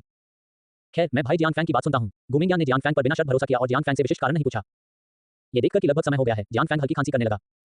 मेंग्यान, देखो देर हो रही है, क्या तुम्हें मुझे सोने के लिए जगह नहीं देनी चाहिए? भाई जियान फैंग, तुम मेरे साथ क्यों नहीं सोते? गु मेंग्यान के बोलने के बाद इससे पहले कि जियान फैंग कोई प्रतिक्रिया दे पाता, उसने जियान फैंग को अतिथि कक्ष से बाहर खींचकर अगले कमरे में ले गई। इस कमरे में एक बहुत बड़ा बिस्तर है जिस पर दो लोग पूरी तरह सो सकते हैं। जब चीजें इस बिंदु पर पहुंच गईं, तो जियान फैंग थोड़ा असहज हो गया। तुम्हें तो पता ही होगा कि गु मेंग्यान बहुत खूबसूरत है, क्या वह ऐसा करके कुछ कहना चाह रही है? हालांकि ये पता चला कि जियान फैंग ने बहुत ज्यादा सोचा था। गु मेंग्यान दो जोड़ी रजाई ओढ़कर बिस्तर पर लेटकर अकेले ही सो गई। उसने कुछ देर तक जियान फैंग से बात करने के बारे में भी नहीं सोचा। क्या चल रहा है? जियान फैंग हैरान होकर बिस्तर पर लेट गया। थोड़ी देर ध्यान से सोचने के बाद जियान फैंग केवल यह अनुमान लगा सका कि गु मेंग्यान इस तरह की दिनचर्या की आदी थी। हालांकि एक सुगंधित सुंदर महिला उसके बगल में लेटी हुई थी और जियान फैंग अभी भी अपने जीवन के चरम पर था, इसलिए यह अपरिहार्य था कि वह क्रोधित हो जाए और उसके बारे में दिवा स्वप्न देखे। जियान फैंग 1 घंटे तक बिस्तर पर लेटा रहा, लेकिन फिर भी उसे नींद नहीं आई। अचानक जियान फैंग ने अपनी कमर पर एक हाथ महसूस किया। यह हाथ बहुत नरम था और फिर दूसरा हाथ जियान फैंग के नीचे से आया। इसके तुरंत बाद पीछे से एक कोमल स्पर्श हुआ। यह बहुत रोमांचक है।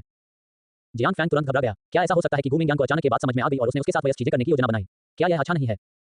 भारी बोझ उठाए जियान फैंग को नहीं पता था कि इस समय उसे कौन गले लगा रहा है। जब उसने पीछे मुड़कर देखा, एक चेहरा जो बिल्कुल गु मेंग्यान जैसा दिखता था लेकिन पीला था उसके सामने प्रकट हुआ और दोनों थोड़ी देर के लिए चुप हो गए। अगर उसे सही याद है तो ये गु मेंग्यान की कठपुतली होनी चाहिए। ये कठपुतली बाहरी दुनिया में गु मेंग्यान की प्रतिनिधि है और लंबे समय से आत्म जागरूक है। और यह कठपुतली महिला इस समय जियान फैंग को भावशून्यता से देख रही थी। उसकी आंखें जानलेवा इरादे से भरी हुई थी। माफ करना, लगता है आपके पास गलत व्यक्ति है, जियान फैंग ने मुस्कुराते हुए कहा। कमीने, मार देंगे तुम्हें। अगले ही पल कठपुतली महिला ने अपनी छाती से ठंडी रोशनी वाली एक लंबी तलवार निकाली और जियान फैंग की स्थिति पर वार किया। और यह गुस्से वाली तलवार जियान फैंग की जान पर गिर गई। अगर वह समय रहते नहीं बचता तो वह अपनी जिंदगी भर की खुशियों को अलविदा कह देता। भाड़ में जाओ, क्या तुम गंभीर हो? जियान फैंग इतना डर गया कि उसे पसीना आ गया, लेकिन सौभाग्य से उसने तुरंत प्रतिक्रिया दी।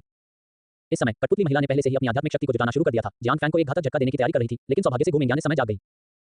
शियाओयंग, रुको, मालिक, यह आदमी कौन है और आपके बिस्तर पर क्यों आया? हालांकि शियाओयंग नाम की कठपुतली महिला के चेहरे पर कोई भाव नहीं था, लेकिन उसके शब्दों से यह स्पष्ट था कि वह बहुत गुस्से में थी, इतनी गुस्से में कि वह लोगों को काटना चाहती थी। जियाओयंग की राय में वह और उसके मालिक जीवित रहने के लिए एक दूसरे पर निर्भर हैं और वह कभी भी बाहरी लोगों को गु मेंग्यान को ले जाने की अनुमति नहीं देगी। शियाओयंग, शांत हो जाओ। वास्तव में वही जीवन रक्षक है जिसका मैंने उल्लेख किया था। वास्तव में बेशक ये सच है। इस बिंदु पर जियाओयंग, जो बिल्कुल गु मेंग्यान की तरह दिखती है, ने आखिरकार अपनी हत्या की मंशा छोड़ दी। हालांकि जियान फैंग के प्रति उसका रवैया बिल्कुल भी नहीं बदला है। तुम्हें पता है, जब से वह पैदा हुई है उसने गु मेंग्यान के अलावा कभी किसी को नहीं छुआ है। और आज उसने वास्तव में एक बिल्कुल अजनबी आदमी को गले लगाया जिसे वह बिल्कुल भी स्वीकार नहीं कर सकी। भाई जियान फैंग, मुझे उसका परिचय कराने दो। गु मेंग्यान ने देखा कि माहौल शांत हो गया है और जल्दी से जियान फैंग से परिचय कराया। वह मेरी बनाई कठपुतली है, उसका नाम शियाओयंग है, उसकी अपनी चेतना है। लंबे समय से शियाओयंग मेरी ओर से संप्रदाय का प्रबंधन कर रही है। कच्चा https://www.696.com/txt/109.com/txt/103058130300705। हमारे बारे में हमसे संपर्क करें। डीएमसीए की नीति गोपनीयता नीति उपयोग की शर्तें। कॉपीराइट सर्वाधिकार कॉपीराइट 2022 WTR योजक चिन्ह lab.com 1.5.8। बदले में 1 मिलियन, मेरा बड़ा भाई कितना उदार है। अध्याय 186 WTR LAB WTR लैब। बदले में 1 मिलियन, मेरा बड़ा भाई कितना उदार है। #151, यह मालिक की तरह खुशबू आ रही है। 30% #188 अध्याय 188 बाइंडिंग गु मेंग्यान। जियाओयंग, वह मेरा रक्षक जियान फैंग है। गु मेंग्यान के परिचय के बाद कठपुतली लड़की अभी भी जियान फैंग से सावधान थी और बहुत ठंडी लग रही थी। जियाओयंग ने जियान फैंग पर नजर डाली, फिर उसकी नजर गु मेंग्यान पर पड़ी और उसने सवाल किया, मास्टर, भले ही वह आपका उद्धार करता हो, आपको उसके साथ नहीं सोना चाहिए। ठीक है जियाओयंग, जिस व्यक्ति को तुम पसंद करती हो उसके साथ सोना ठीक है। मैं मालिक को किसी और के साथ सोते हुए नहीं देखना चाहती। हालांकि जियाओयंग ने ठंडे स्वर में बात की, लेकिन उसके शब्द बहुत शक्तिशाली थे। जियान फैंग, जो उनकी बातचीत सुन रहा था, आखिरकार समझ गया कि यह कठपुतली लड़की शायद ईर्ष्यालु थी। ऐसा लग रहा था कि उसमें खुद के प्रति बहुत गहरी भावना थी। अगर ऐसा ही चलता रहा तो आज रात सोने की जरूरत ही नहीं पड़ेगी। इसलिए जियान फैंग ने पहल की और कहा, मेंग्यान, चूंकि शियाओयंग नहीं चाहती है, इसलिए मुझे दूसरे कमरे में सोने दो। लेकिन भाई जियान फैंग, आखिरकार जियान फैंग के साथ सोने के बाद वह अपनी ही कठपुतली से परेशान हो गई। गु मेंग्यान ऐसा करने के लिए बिल्कुल भी तैयार नहीं थी। जियान फैंग ने गु मेंग्यान के बालों को छुआ और मुस्कुराते हुए कहा, ठीक है, इस तरह आहें मत भरो, भविष्य में एक और मौका मिलेगा, है ना? ओह अच्छा, गु मेंग्यान ने आखिरकार समझौता कर लिया। उसे अभी भी शियाओयंग की भावनाओं पर विचार करना था। आखिरकार वे दोनों सालों में बहनों की तरह करीब हो गए थे। भाई जियान फैंग, यहाँ सभी कमरे खाली हैं और उनका ख्याल रखा गया है। आप रहने के लिए कोई भी कमरा पा सकते हैं। ठीक है, मैं इसे लाता हूँ। जियान फैंग ने ऐसा कहकर गु मेंग्यान के कमरे को छोड़ दिया। उसके चले जाने के बाद कमरे में मौजूद जियाओयंग को मालिक की ओर से तीव्र नाराजगी महसूस हुई। जियाओयंग, ऐसा लगता है कि मुझे तुम्हें प्रशिक्षित करना होगा। उद्धरण चिन्ह विस्मयादिबोधक चिन्ह विस्मयादिबोधक चिन्ह विस्मयादिबोधक चिन्ह उद्धरण चिन्ह। दूसरी ओर जियान फैंग को दूर एक कमरा मिला, फिर उसने दरवाजा खोला और अंदर चला गया। अभी जो कुछ हुआ था उसके बाद उसे बिल्कुल भी नींद नहीं आ रही थी, इसलिए वह इस अवसर का उपयोग ट्रॉफियों को खंगालने में कर सकता था। बिस्तर पर पैर मोड़कर बैठने के बाद जियान फैंग ने सभी स्पेस रिंग्स निकाल ली। पत्थर के जुए का मास्टर और डोंगत्सु स्टेज का मास्टर, उनके अंतरिक्ष के छल्लों में बहुत सारी अच्छी चीजें होनी चाहिए, है ना? जियांग फैंग ने खुद से कहा। फिर उसने अपनी चेतना को अंतरिक्ष के एक छल्ले में टटोला। सिर्फ इस पहले स्पेस रिंग में ही बहुत सारे आध्यात्मिक पत्थर और अमर स्रोत हैं। अकेले आध्यात्मिक पत्थरों की संख्या शायद सैकड़ों हजारों में होगी। सभी अंतरिक्ष छल्लों में खोजबीन करने के बाद जियांग फैंग की कुल संपत्ति दोगुनी हो गई। खासतौर पर जूजिचिन के स्पेस रिंग में कुछ हथियार के टुकड़े पाए गए। इन टुकड़ों को उसके द्वारा पीछे छोड़ना निश्चित रूप से कोई साधारण बात नहीं है। निश्चित रूप से प्रत्येक टुकड़े पर दांव के निशान हैं और हथियार परिशोधक को बेचे जाने पर यह निश्चित रूप से बहुत अधिक मूल्य का है। यह अच्छी फसल है। जियांग फैंग ने लगभग ढेर हो चुके अंतरिक्ष के छल्लों को देखा और मन ही मन खुश महसूस किया। वैसे मैं तो लगभग भूल ही गया था। जियांग फैंग को अचानक कुछ याद आया और उसने सिस्टम से कहा, सिस्टम, क्या मैं अब गुमिंग यांग को बांध सकता हूं? सिस्टम होस्ट, क्या आप वाकई गुमिंग यांग को बांधना चाहते हैं? जरूर, डिंग, मेजबान ने गुमिंग यांग को बांध दिया है। आज इतनी सारी चीजें हुई कि जियांग फैंग गुमिंग यांग को बांधने के बारे में भूल गया।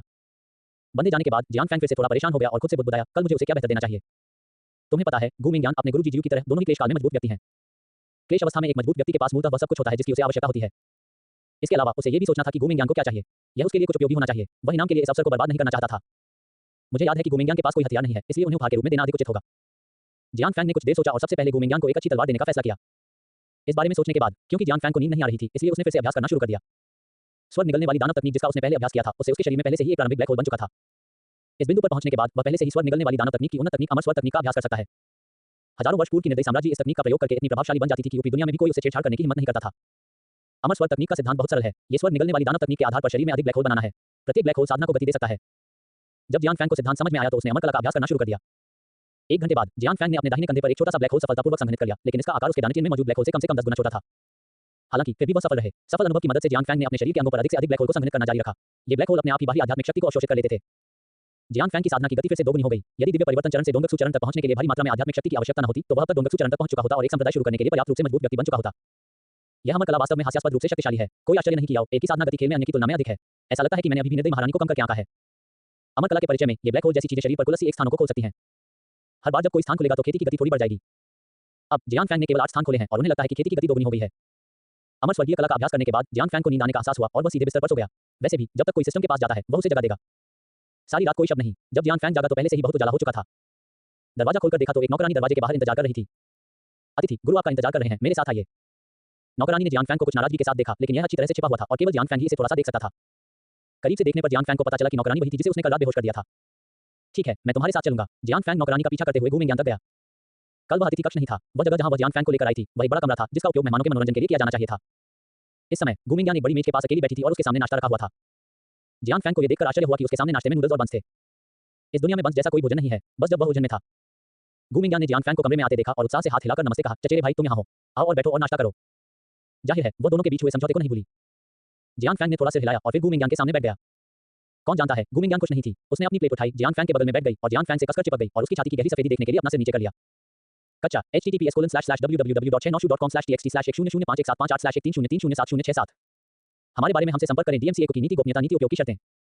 कॉपीराइट सर्वाधिकार कॉपीराइट 2022 WTR योजकचिन्ह lab.com 1.5.8 बदले में 1 मिलियन मेरा बड़ा भाई कितना उदार है। अध्याय 187 WTR LAB WTR लैब बदले में 1 मिलियन मेरा बड़ा भाई कितना उदार है। #151 यह मालिक की तरह खुशबू आ रही है।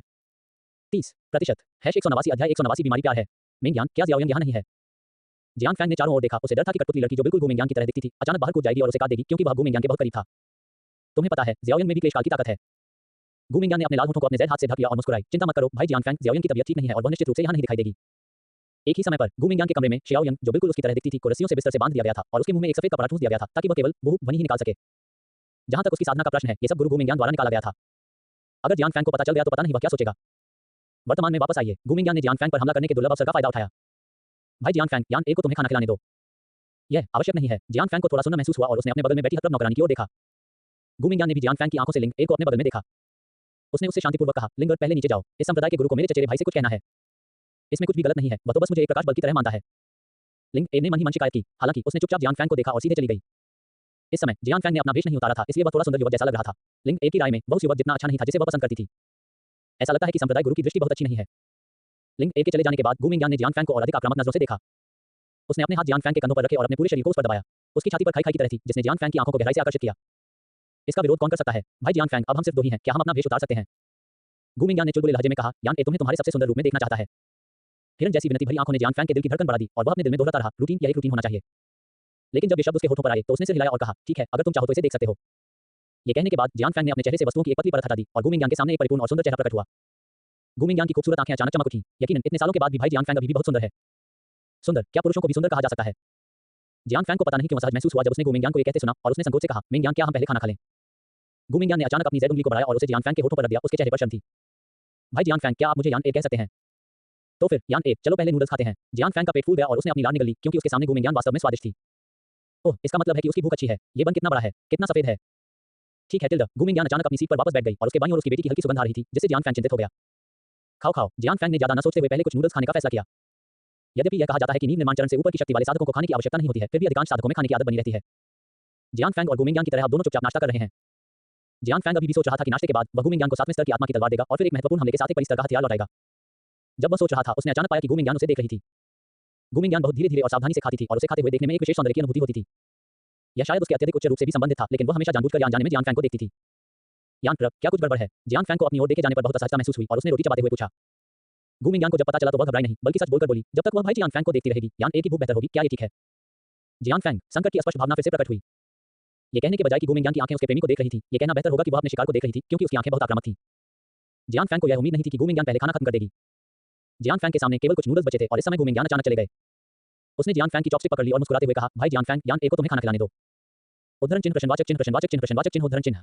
हालांकि जियान फैंग थोड़ा उलझन में था, उसने सिर हिलाया और कहा, ठीक है। फिर गु मिंगयान ने उसे बहुत सावधानी से खाना खिलाया और तकनीक बहुत कुशल थी, मानो उसने सैकड़ों बार इसका अभ्यास किया हो। खाने के बाद गु मिंगयान ने जियान फैंग के मुंह के कोनों से दागों को ध्यान से पोंछा। यान प्रभ, धन्यवाद, कोई जरूरत नहीं। भाई जियान फैंग अभी भी बहुत विनम्र है। गु मिंगयान ने जियान फैंग को स्नेह से देखा और उसे नहीं पता था कि वह क्या सोच रही थी। लेकिन उसका शरीर जियान फैंग के करीब और करीब आ रहा था, मानो वह अगले ही पल जियान फैंग के होठों को चूम लेगी। आहम, यान ए, मुझे एक और बात कहनी है। जियान फैंग ने समय रहते गु मिंगयान को टोका। ऐसा नहीं था कि उसने अपने सामने खड़ी सुंदरता को चूमने का विरोध किया था, बल्कि ऐसा था कि उसे गु मिंगयान के साथ होने की कोई याद नहीं थी। क्या, भाई जियान फैंग, आप यान ए से क्या कहना चाहते हैं? किसी कारण से गु मिंगयान ने जियान फैंग को देखा और अचानक बहुत शांत हो गई और उसकी आवाज कम लड़कियों वाली हो गई। लेकिन उसके दिल की गहराई में छिपा हुआ प्रेम कभी कम नहीं हुआ। जियान फैंग को इसकी ज्यादा परवाह नहीं थी। उसने अंतरिक्ष रिंग से 7वीं स्तर की आध्यात्मिक तलवार निकाली और गु मिंगयान को सौंप दी। उसने धीरे से कहा, ये 7वें स्तर की आध्यात्मिक तलवार बैंगनी बिजली तलवार है। बस इसे मेरी ओर से तुम्हारे लिए एक उपहार समझो। तो फिर यान ए भाई जियान फैंग को धन्यवाद देता है। हालांकि गु मिंगयान थोड़ी हैरान दिखी, लेकिन उन्होंने कोई खास खुशी नहीं दिखाई। जियान फैंग का दिल धड़क उठा और उसे हमेशा ऐसा महसूस होता था कि उसने कुछ अनदेखा कर दिया है, लेकिन उसे इसका बिल्कुल भी अंदाजा नहीं था, क्योंकि गु मिंगयान के बारे में उसकी समझ केवल खेल के स्तर तक ही सीमित थी। डिंग, पता चला कि मेजबान ने गु मिंगयान को 7वें स्तर की आध्यात्मिक तलवार पर लाइटनिंग स्वॉर्ड दी है। क्या आप महत्वपूर्ण हिट वापस करना चाहते हैं? महत्वपूर्ण प्रहार वापस करो। मेजबान को मिलियन गुना क्रिटिकल हिट रिवॉर्ड प्राप्त करने के लिए बधाई। परी स्तर की मध्यम श्रेणी की परी तलवार पर थंडर स्वॉर्ड प्राप्त की। बकवास, लाखों क्रिटिकल हिट्स। जियान फैंग को नहीं पता था कि उसे ये शब्द सुने हुए कितना समय हो गया था। दिव्य जानवर के अंडे को हासिल करने के समय को छोड़कर ऐसा लगता था कि उसने कभी भी 1 लाख महत्वपूर्ण हिट ट्रिगर नहीं किए थे। लेकिन गु मिंगयान, जिनकी अनुकूलता 90 थी, पर 1 मिलियन आलोचनात्मक हिट्स ट्रिगर हुए, जो स्वाभाविक रूप से एक सुखद आश्चर्य था। इनाम में परी स्तर की एक मध्यम श्रेणी की परी तलवार, बैंगनी थंडर तलवार भी थी। जियान फैंग गु मिंगयान को तलवार देने ही वाला था, लेकिन अचानक उसे चक्कर आने लगा और उसकी आंखों के सामने दोहरी दृष्टि भी हो गई, जैसे कि उसने शराब पी रखी हो। गु मिंगयान, जो उसके सामने खड़ी थी, ने अचानक दोनों हाथों से जियान फैंग के गालों को पकड़ लिया और एक बीमार मुस्कान दिखाई। भाई जियान फैंग, यान ए तुम्हें फिर से मुझे छोड़ने नहीं देगी। बेहोश होने से ठीक पहले जियान फैंग ने स्पष्ट रूप से देखा कि गु मिंगयान के सिर के ऊपर अनुकूलता 100 अंक तक पहुंच गई। कच्चा https://www.696.txt/1097858/130300707 हमारे बारे में हमसे संपर्क करें। DMCA की नीति गोपनीयता नीति उपयोग की शर्तें। कॉपीराइट सर्वाधिकार कॉपीराइट 2022 WTR योजक चिन्ह lab.com भी 1.5.8 बदले में 1 मिलियन मेरा बड़ा भाई कितना उदार है। अध्याय 188 WTR LAB WTR लैब। बदले में 1 मिलियन मेरा बड़ा भाई कितना उदार है। #151 की मालिक की तरह खुशबू आ रही है। 30% #190 अध्याय 190 दर्द और खुशी। यिन कठपुतली संप्रदाय। एक गुफा में लुओनिंग पत्थर के बिस्तर पर बैठी महिला को ध्यान से देख रहा था, बोलने की हिम्मत नहीं जुटा पा रहा था। बेशक यह महिला कोई साधारण व्यक्ति नहीं थी, बल्कि लुओनिंग एक की गुरु ताओवादी प्राचीन आत्मा थी। ताओवादी गुलिंग का मूल नाम गुलिंग है। ऐसा लगता है कि वह केवल 30 साल के हैं, लेकिन वास्तव में वह एक महायान भिक्षु हैं जिनकी उम्र 500 साल से भी ज्यादा है। ये क्लेश अवस्था में भिक्षु बनने से केवल एक कदम दूर है। इस समय लुओनिंग ए ने अभी अपनी कहानी चुपके से संशोधित की थी और अपने मालिक को बताई थी। उसके साथ जो कुछ हुआ उसे सुनने के बाद ताओवादी गुलिंग काफी देर तक चुप रहा, फिर उसे होश आया। निंग ए, क्या तुम जानती हो कि जिस वरिष्ठ ने तुम्हें बचाया वह किस संप्रदाय से है? लुओनिंग र ने इसके बारे में सोचा भी नहीं और बहुत जल्दी जवाब दिया, मास्टर निंग र को नहीं पता कि सीनियर उस समय बहुत तेज चल रहे थे। बस इतना ही, जब तक तुम ठीक हो। ताओवादी गुलिंग ने सवाल को आगे नहीं बढ़ाया और स्नेह भरी आंखों से लुओनिंग ए को देखा। वैसे वह आदमी कहाँ है जो तुम्हारे साथ वापस आया था? मास्टर, उसका नाम जियांग शियाओफेंग है। उसे अस्थायी रूप से पहाड़ के नीचे शहर में रहना चाहिए। वह कुछ दिनों में संप्रदाय चयन तक दिखाई नहीं देगा। तो फिर उसने रास्ते में तुम्हें परेशान तो नहीं किया, है ना? लुओनिंग दंग रह गई। उसे वाकई रास्ते में बहुत परेशान किया गया था। हालांकि उसने फिर भी दांत पीसते हुए कहा, मास्टर मुझे धमकाया नहीं जा रहा है, चिंता मत करो। यह अच्छी बात है। निंग ए, तुम वापस जाकर पहले आराम कर सकती हो। लुओनिंग ए ने सिर हिलाया और फिर एक जटिल मनोदशा के साथ गुफा से बाहर निकल गया। उसके जाने के बाद ताओवादी गुलिंग फिर से सोच में पड़ गया और बुदबुदाया, डोंगत्सु चरण में 2 भिक्षुओं को आसानी से हराने में सक्षम वह विशेषज्ञ निश्चित रूप से एक साधारण व्यक्ति नहीं है। देखो ये लड़की कैसे हिचकिचा रही है। क्या ये हो सकता है कि जिस गुरु के बारे में वह बात कर रही है वह जियांग शियाओफेंग है? जियांग फैंग ने अपनी आंखें खोलने के बाद पाया कि वह ऐसी जगह पर था जहां वह अपनी उंगलियां नहीं देख सकता था और उसके शरीर में आध्यात्मिक शक्ति को सक्रिय नहीं किया जा सकता था। पिछली घटना को याद करके उसे पूरा शरीर सुन्न सा महसूस हुआ। साथ ही उसे बहुत पछतावा भी हुआ। उसे सोचना चाहिए था कि अंधेरे जैसी गु मिंगयान इतनी अच्छी तरह से व्यवहार कैसे कर सकती है। खैर अब सभी को बंद कर दिया गया है। जियांग फैंग आगे बढ़ना चाहता था, लेकिन उसने पाया कि उसका शरीर जंजीरों से बंधा हुआ था और उसकी साधना को किसी अज्ञात चीज द्वारा सील कर दिया गया था। शियाओयू, क्या तुम मुझे सुन सकते हो? जियांग फैंग ने हथियार आत्मा शियाओयू को बुलाने की कोशिश की, लेकिन अब केवल शियाओयू उसे बचा सकती है। हालांकि थोड़ी देर तक पुकारने के बाद भी कोई प्रतिक्रिया नहीं मिली, मानो वह हवा में गायब हो गया हो, जिससे जियांग फैंग का दिल बैठ गया। वह कल्पना भी नहीं कर सकता था कि गु मिंगयान, जिसका अनुकूलता स्कोर 100 था, उसके साथ क्या करेगी। ठीक तभी गुप्त कमरे का एकमात्र दरवाजा खुला था और गु मिंगयान एक तेल का दीपक पकड़े हुए गुप्त कमरे में दिखाई दिया। तभी जियांग फैंग ने आसपास के वातावरण को स्पष्ट रूप से देखा। यह एक बहुत ही खाली कमरा है और ऐसा लगता है कि यह भूमिगत है। बिस्तर के अलावा इस कमरे में किताबों से भरा एक बुकशेल्फ और डेस्क भी है। दीवार पर जियान फैंग के चित्र हैं और उनकी संख्या काफी अधिक है। जियान फैंग ने शांत होने का नाटक किया और कहा, यान ए तुम क्या कर रहे हो? तुम मुझे क्यों बांध रहे हो? गु मिंगयान ने जब जियान फैंग के शब्द सुने तो उसका पूरा शरीर थोड़ा कांप उठा, लेकिन उसने जल्दी से अपना संयम वापस पा लिया और धीरे से अपने हाथ में तेल का दीपक मेज पर रख दिया। फिर उसने बहुत ही लड़कियों जैसी आवाज में कहा, भाई जियान फैंग, आप 500 साल पहले यान ए छोड़ने वाले पहले व्यक्ति थे। मैं 500 साल से इंतजार कर रही हूँ और अब कोई भी हमें अलग नहीं कर सकता। लड़की की आवाज रोने जैसी थी, जियान फैंग के लिए प्यार से भरी हुई। आप जब जियान फैंग कुछ कहने वाला था तो गु मिंगयान पहले से ही उस पर दबाव डाल रही थी। गु मिंगयान का शरीर बहुत हल्का था, इसलिए भले ही वह उस पर सवार होकर बैठती थी, जियान फैंग को कोमलता का आनंद लेने के अलावा कोई अन्य अतिरिक्त एहसास नहीं होता था। ऐसा लगता है यदि आप प्रतिरोध नहीं करते तो कोई फर्क नहीं पड़ता। जब जियान फैंग ये सोच रहा था, गु मिंगयान ने पहले ही उसे चुन लिया था। काफी देर बाद गु मिंगयान ने जियान फैंग की छाती पर हाथ रखा और उसके शरीर को सहारा दिया। वह स्पष्ट रूप से हमलावर थी, लेकिन उसका चेहरा लाल था। लेकिन फिर भी वह नहीं रुकी। अगले ही पल एक फाड़ने की आवाज के साथ गु मिंगयान की शक्तिशाली ताकत से जियान फैंग के कपड़े टुकड़े टुकड़े हो गए। अरे वाह, इतना रोमांचक! जियान फैंग को अचानक लगा कि गु मिंगयान का यंदे होना कोई बुरी बात नहीं है। आखिरकार उसके लिए इस तरह का अनुभव फिर से करना मुश्किल होगा, इसलिए वह उसे आज्ञाकारी रूप से उसे तबाह करने देगा। गु मिंगयान एक पल के लिए हिचकिचाई और फिर झुककर जियान फैंग के शरीर को चूम लिया। हिस्टिल्ड, जियान फैंग दर्द और खुशी दोनों में था। हालांकि ऐसा करने के बाद गु मिंगयान को समझ नहीं आ रहा था कि क्या करना है। जियान फैंग इतना चिंतित था कि उसके माथे पर पसीने की बूंदें उभर आईं और वह गु मिंगयान से विकल्प शब्द कहना चाहता था। अचानक गुप्त कमरे के ऊपर बहुत जोर की गर्जना हुई, मानो किसी ने उस पर हमला कर दिया हो। गु मिंगयान, जिसका मूड खराब था, अनिच्छा से जियान फैंग से चली गई। अपने कपड़े पहनने के बाद उसने जियान फैंग से कहा, भाई जियान फैंग, मेरे वापस आने का इंतजार करो, और गुप्त कमरे से बाहर चला गया। जियान फैंग का गु मिंगयान के वापस आने का इंतजार करने का कोई इरादा नहीं था। ये सुंदर महिला केवल आग जलाने के लिए जिम्मेदार थी, लेकिन वह ये नहीं जानती थी कि आग कैसे बुझाई जाए, जिसके कारण वास्तव में उसकी जान चली गई। शियाओयू, क्या तुम यहाँ हो? मैं यहाँ हूँ। जैसे ही उसने बोलना समाप्त किया, चांदी के बालों वाली लड़की जियान फैंग पर प्रकट हुई। उसने जियान फैंग की खुली छाती देखी और शर्मिंदगी से अपनी आंखों को अपने हाथों से ढक लिया। उसने कहा, गुरुजी, मेरा देखने का इरादा नहीं था। जियान फैंग ने लड़की की उंगलियों को देखा, जो एक जगह से दूसरी जगह जा रही थी, और वह क्रोधित और प्रसन्न दोनों था। ठीक है, परेशानी खड़ी करना बंद करो, मुझे बचाओ। ज़ियाओयू ने शर्मिंदा नजर से कहा, गुरु की आध्यात्मिक शक्ति के समर्थन के बिना मेरे पास इन जंजीरों को खोलने का कोई तरीका नहीं है, जब तक कि क्या? जियान फैंग के दिल में एक बुरा एहसास था। ज़ियाओयू शर्मा गई और हकलाते हुए बोली, वह मास्टर को चूमो, बस इतना ही। जियान फैंग, अगर मैं नरक में नहीं जाऊंगा तो कौन जाएगा? चलो भी। जियान फैंग ने बहुत शांति से काम लिया और बिल्कुल भी विचलित नहीं हुआ, क्योंकि जियोयू एक पवित्र लड़की थी और एक लोलिता लड़की थी। जल्द ही जियान फैंग ने अपने होठों पर कोमलता महसूस की और इस बार प्रक्रिया स्पष्ट रूप से गु मिंगयान की तुलना में बहुत तेज थी। जियोयू ने जियान फैंग को चूमने के बाद उसने जल्दी से जियान फैंग के शरीर पर सभी जंजीरों को खोल दिया और इस समय बाहर एक भयानक लहर थी। क्या हुआ? जियान फैंग ने गुप्त कमरे के लोहे के दरवाजे पर मुक्का मारा, लेकिन पाया कि लोहे का दरवाजा बिल्कुल भी नहीं हिला। तुम्हें पता है, यह मुक्का जिंदन क्षेत्र में एक साधक को आसानी से मार सकता है। बूम, एक और मुक्का। इस बार उसने हुआशंकाल की शक्ति का उपयोग करके अंततः गुप्त कमरे का दरवाजा खोल दिया। शियाओयू, चलो ठीक है गुरुजी। कच्चा https://www.noshu.com/txt/1030175817158/13030730703 हमारे बारे में हमसे संपर्क करें। DMCA की नीति गोपनीयता नीति उपयोग की शर्तें। कॉपीराइट सर्वाधिकार कॉपीराइट 2022 WTR योजकचिन्ह lab.com v1.5.8 बदले में 1 मिलियन मेरा बड़ा भाई कितना उदार है। अध्याय 189 WTR LAB WTR लैब। बदले में 1 मिलियन मेरा बड़ा भाई कितना उदार है। #151 यह मालिक की तरह खुशबू आ रही है। 30% #191 अध्याय 191 रक्त विषाक्त थंडर। यिन कठपुतली संप्रदाय के ऊंचे आकाश में दो समान महिलाएं एक दूसरे के सामने हवा में खड़ी थीं। उनमें से एक शियाओयंग है जो बंधनों से मुक्त हो गई है और वह यिन कठपुतली संप्रदाय की वास्तविक नियंत्रक भी है। उसने अपने हाथ में ठंडी रोशनी वाली एक लंबी तलवार पकड़ी और बुदबुदाया, गुरुजी, आपको उस आदमी के लिए इतना खास क्यों होना चाहिए? क्या मेरा अस्तित्व तुम्हारे लिए पर्याप्त नहीं है? ज़ियाओयंग को यह समझ में नहीं आया कि यह वह थी जो इस पूरे समय गु मिंगयान के साथ थी। लेकिन जब से वह आदमी सामने आया है, गु मिंगयान के सारे विचार उसी की ओर चले गए हैं। वह अपने अस्तित्व को जियान फैंग द्वारा प्रतिस्थापित करने के लिए तैयार नहीं थी। गु मिंगयान को समझ नहीं आया कि शियाओयंग के सवाल का जवाब कैसे दिया जाए। उसने ज़ियाओयंग के चेहरे को देखा जो बिल्कुल उसके जैसा ही था और उसके दिल में रिंग की भावना महसूस हुई। शियाओयंग, तुम कैसे आजाद हो गई? जाहिर है मुझे तुम्हारे शरीर की सारी आध्यात्मिक शक्ति वापस मिल गई है। कठपुतली लड़की ने बिना कुछ छिपाए कहा, ऐसा इसलिए है क्योंकि मैंने उन वर्षों के दौरान बहुत सी मानवीय बातें सीखी हैं जब मैं संप्रदाय की नेता थी। अपनी आध्यात्मिक शक्ति को संग्रहित करके और आवश्यकता पड़ने पर उसका उपयोग करके क्या मैं अपने गुरु की अपेक्षाओं से अधिक कर रहा हूं? वास्तव में ज़ियाओयंग, तुम अधिक चतुर हो गई हो। गु मिंगयान ने कड़वी मुस्कान के साथ अपने सामने खड़ी लड़की को देखा। उसने कभी नहीं सोचा था कि जो चीज उसे जियान फैंग के साथ रहने से रोक रही थी, वह वास्तव में उसकी बनाई हुई एक कठपुतली थी, लेकिन ये कोई बड़ा आश्चर्य नहीं था। गु मिंगयान की कठपुतली पारंपरिक अर्थों में कठपुतली नहीं है। इसके बजाय उसने अपने ही मांस और खून का इस्तेमाल करके एक नए जीवन को जन्म दिया। वे दोनों बहनों की तरह थीं और उनका खून पानी से भी गाढ़ा था, यहाँ तक कि मनुष्यों के बीच के रिश्ते से भी बढ़कर। मुझे जवाब दो गुरुजी, तुम उस आदमी के लिए इतनी खास क्यों हो? कठपुतली लड़की ने अपने हाथ में तलवार उठाई। तलवार काले वज्र से लिपटी हुई थी। ये शक्ति पिछली पीढ़ियों में यिन कठपुतली संप्रदाय के पूर्ववर्तियों द्वारा विकसित रक्त विशाक्त वज्र थी। गु मिंगयान चुप थी। ऐसा लग रहा था कि वह किसी उत्तर के बारे में सोच रही थी, ऐसा उत्तर जिससे कठपुतली लड़की को घृणा न हो, लेकिन उसके पास समय बहुत सीमित था। हालांकि ज़ियाओयंग की छिपी हुई शक्ति उससे आगे नहीं बढ़ सकती, लेकिन यह उससे कमजोर भी नहीं है। एक ही समय पर यिन कठपुतली संप्रदाय के सभी लोगों ने आकाश में दो आकृतियों को एक दूसरे के सामने आते देखा। देखो, ये दो संप्रदाय के नेता हैं, किसी ने कहा, लेकिन जल्द ही किसी ने इसका खंडन किया, नहीं, उनमें से एक भगवान की कठपुतली है। भगवान की कठपुतली ने नियंत्रण क्यों खो दिया? संप्रदाय के सभी लोग बाहर आ गए। उनमें से कुछ लोग पहाड़ की चोटी पर खड़े होकर आसमान की ओर चिंता भरी आंखों से देख रहे थे। कोई व्यक्ति हवा में तैर रहा था, जो दूर से आध्यात्मिक शक्ति से भरपूर आंखों से उन दो आकृतियों को देख रहा था तथा उनके अधिक निकट जाने का साहस नहीं कर रहा था। लुओनिंग एक के गुरु ताओवादी गुलिंग भी बाहर आए। वही पर्वत शिखर के किनारे पर खड़ी थी। हर किसी की तरह वह क्लेश चरण में दो शक्तिशाली पुरुषों के सामने शक्तिहीन थी। वह केवल यह आशा कर सकती थी कि गु मिंगयान सब कुछ खुद ही हल कर ले। गुरुजी, संप्रदाय गुरु की कठपुतली ने नियंत्रण क्यों खो दिया? लुओनिंग रघुलिंग के पीछे खड़ी थी। वह ये भी नहीं बता पा रही थी कि कौन संप्रदाय का नेता है और कौन उसका कठपुतली। गुलिंग ने अपना सिर हिलाया और कहा, मुझे भी नहीं पता, लेकिन अब हम केवल संप्रदाय के गुरु पर विश्वास कर सकते हैं। ये संप्रदाय के गुरु द्वारा अपने ही मांस और खून से बनाई गई कठपुतली है। जब लुओनिंग ने अपने गुरु की बातें सुनी तो उसे अचानक याद आया कि इन कठपुतली संप्रदाय के पास एक सर्वोच्च गुप्त विधि है जो उसके समान रूप और शक्ति वाली कठपुतलियों का निर्माण कर सकती है। पता चला कि यह अफवाह वास्तव में सच है। हवा में ऊंचा। गु मिंगयान ने अंततः कठपुतली लड़की के प्रश्न का उत्तर देने का साहस जुटाया। ज़ियाओयंग, मुझे वह व्यक्ति पसंद है। मैं उसे 500 सालों से पसंद करती हूँ। अगर वह तैयार हो तो मैं उसे अपना सब कुछ भी दे सकती हूँ। ये शब्द दिव्य चेतना के माध्यम से प्रेषित किए गए थे और केवल कठपुतली लड़की ही उन्हें सुन सकती थी। फिर गु मिंगयान ने आगे कहा, इसलिए मैं उनके लिए खास हूँ क्योंकि मैं उनसे प्यार करती हूँ। कठपुतली लड़की गुमिंग्यांग की बातों से बहुत प्रभावित हुई। वह भी गुमिंग्यांग के प्यार के लिए तरस रही थी, ठीक वैसे ही जैसे एक बच्चा अपनी मां के प्यार के लिए तरसता है। तो फिर तुम भी मुझसे प्यार करते हो? निश्चित रूप से। गुमिंग्यांग ने सिर हिलाया, उसे लगा कि इससे मामला सुलझ जाएगा। अप्रत्याशित रूप से कठपुतली लड़की संतुष्ट नहीं थी। वह गुमिंग्यांग को किसी अजनबी के साथ साझा नहीं करना चाहती थी, खासकर तब जब वह आदमी अभी भी एक पाखंडी आदमी था। गुरु का प्यार केवल मेरा ही हो सकता है। चूंकि मालिक उस आदमी से प्यार करता है, चलो उसे मार डालें। ठीक इसी समय जियांग फैंग जमीन से बाहर आया। उसके साथ हथियार आत्मा शियाओ यू भी थी, जो दूसरों के लिए अदृश्य थी। कठपुतली लड़की की आंखें झुक गईं और उसने जियांग फैंग की आकृति देखी। तुरंत ही ऊपर आसमान से काली गड़गड़ाहट से भरी एक तलवार की किरण गिरी। बूम! जब जियांग फैंग ने इस भयानक तलवार की रोशनी का सामना किया, तो उसके पूरे शरीर के बाल खड़े हो गए। यह ऐसी ताकत नहीं थी जिसका वह उस समय सामना कर सके। घास मालिक, सावधान रहें। जियाओ यू ने जियांग फैंग पर घातक प्रहार को रोकने के लिए अपना कांस्य शिवालय बुलाया, लेकिन तलवार की रोशनी की अवशिष्ट शक्ति ने जियांग फैंग को जमीन पर पटक दिया। काली गड़गड़ाहट के साथ चारों ओर का क्षेत्र झुलसी धरती में बदल गया। कुछ हीन कठपुतली संप्रदाय के शिष्यों के पास भागने का समय नहीं था। उन्हें युगे की शक्ति के तहत प्रतिरोध करने का मौका भी नहीं मिला, इसलिए वे झुलसी हुई धरती का हिस्सा बन गए। जियाओ तुम क्या कर रहे हो? गुमिंग्यांग को प्रतिक्रिया करने का समय भी नहीं मिला, इससे पहले कि कठपुतली लड़की ने उस पर हमला कर दिया। सौभाग्य से वह अभी भी जियांग फैंग की सांस महसूस कर सकती थी।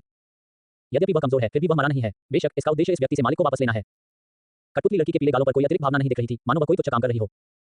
गुमिंग्यांग के खूबसूरत चेहरे पर गुस्सा दिखाई दिया और उसकी भावनाएं लगभग नियंत्रण से बाहर हो गईं।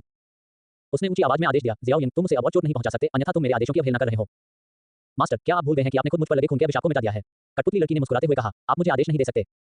ये कहने के बाद कठपुतली लड़की ने फिर से अपने हाथ में तलवार घुमाई और सीधे जियांग फैंग पर निशाना साधा, जो खंडहर में दफन था। इस बार गुमिंग्यांग पहले से ही तैयार थी। रुकना।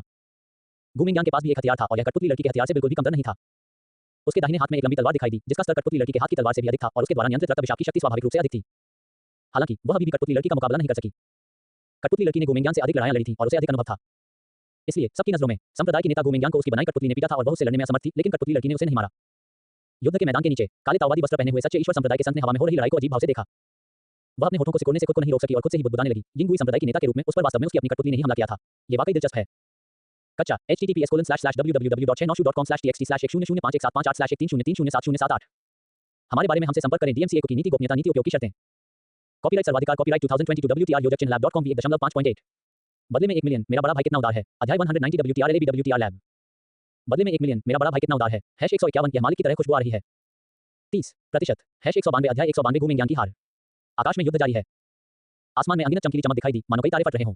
अगर कोई भी गिरता तो वह पहाड़ की चोटी को नष्ट करने के लिए काफी होता, जिससे भयानक परिणाम होते। इन कठपुतली संप्रदाय के कई शक्तिशाली लोगों ने देखा कि गुमिंग्यांग उस व्यक्ति की रक्षा कर रही थी जिस पर कठपुतली ने हमला किया था। कोई नहीं जानता कि इससे पहले ऐसा क्या हुआ था कि गुमिंग्यांग की कठपुतली का नियंत्रण खत्म हो गया। युद्ध के मैदान में सबसे नीचे खड़ा वह आदमी कौन है? जियांग शियाओफेंग। वहां मौजूद सभी लोगों में से सिर्फ लुओनिंग रही जियांग फैंग को जानती थी। जब उसने जियांग फैंग को देखा तो वह उसका नाम लिए बिना नहीं रह सकी। उसके सामने खड़े ताओवादी गुलिंग ने स्वाभाविक रूप से लुओनिंग एक की फुसफुसाहट आसानी से सुन ली। निंगट, क्या तुम उस व्यक्ति को पहचानती हो? गुरुजी, ये वही व्यक्ति है जिसका नाम जियांग शियाओफेंग है, जिसके बारे में मैंने आपको बताया था। लुओनिंग ने अपने मालिक को सच्चाई से उत्तर दिया। साथ ही वह जियांग फैंग की सुरक्षा को लेकर भी थोड़ी चिंतित थी। आखिरकार ये मुसीबत के दौर में एक मजबूत आदमी का झटका था। वह उस गड्ढे की जांच करना चाहती थी जहां जियांग फैंग गिरा था, लेकिन वह प्रभावित होने के बारे में चिंतित थी। लुओनिंग और जियांग फैंग के बीच संबंध अच्छे नहीं है और वे दोस्त भी नहीं हैं। गड्ढे में धुआं धीरे धीरे छट गया और एक नीला शिवालय उभर आया। शिवालय से रोशनी निकल रही थी। क्लेश अवस्था में एक शक्तिशाली व्यक्ति द्वारा प्रहार किए जाने पर भी शिवालय को कोई क्षति नहीं हुई, जिससे वहां उपस्थित सभी लोग स्तब्ध रह गए। वह कैसे संभव है? यह आध्यात्मिक खजाने का कौन सा स्तर है जो वास्तव में क्लेश के चरण में एक मजबूत व्यक्ति से पूरा प्रहार झेल सकता है? इन कठपुतली संप्रदाय के सभी बुजुर्ग कांस्य शिवालय को आश्चर्य से देखने लगे। वे यह महसूस कर सकते थे कि पगोडा के नीचे पड़ा आदमी मरा नहीं था, लेकिन उसकी सांसें बहुत कमजोर थी, मानो वह किसी भी समय बंद हो जाएंगी। ये निश्चित रूप से कोई साधारण आध्यात्मिक खजाना नहीं है। कई लोगों के मन में इसे छीनने का विचार आया। हालांकि इससे पहले कि वे कोई कार्रवाई कर पाते, शिवालय अपने आप गायब हो गया और जियांग फैंग की आकृति भी खंडहरों के बीच प्रकट हो गई, जो काफी अशुभ लग रही थी। आहम, यह जियाओ बहुत क्रूर है। जियांग फैंग को खून की खांसी आई और उसने व्यंग्यात्मक मुस्कान के साथ अपना सिर हिलाया। यद्यपि कांस्य शिवालय ने उसके लिए अधिकांश बल को रोक दिया था, फिर भी बल का केवल एक छोटा सा हिस्सा ही उसे गंभीर रूप से घायल करने के लिए पर्याप्त था। ये क्लेश अवस्था और ईश्वर परिवर्तन अवस्था के बीच का अंतराल है, जिसके बीच में 3 महान क्षेत्र हैं। मास्टर, बस ठीक रहो। जियाओ स्पष्ट रूप से बहुत कमजोर थी। कठपुतली लड़की की तलवार की रोशनी का विरोध करने के लिए उसका शरीर बहुत अधिक पारदर्शी हो गया।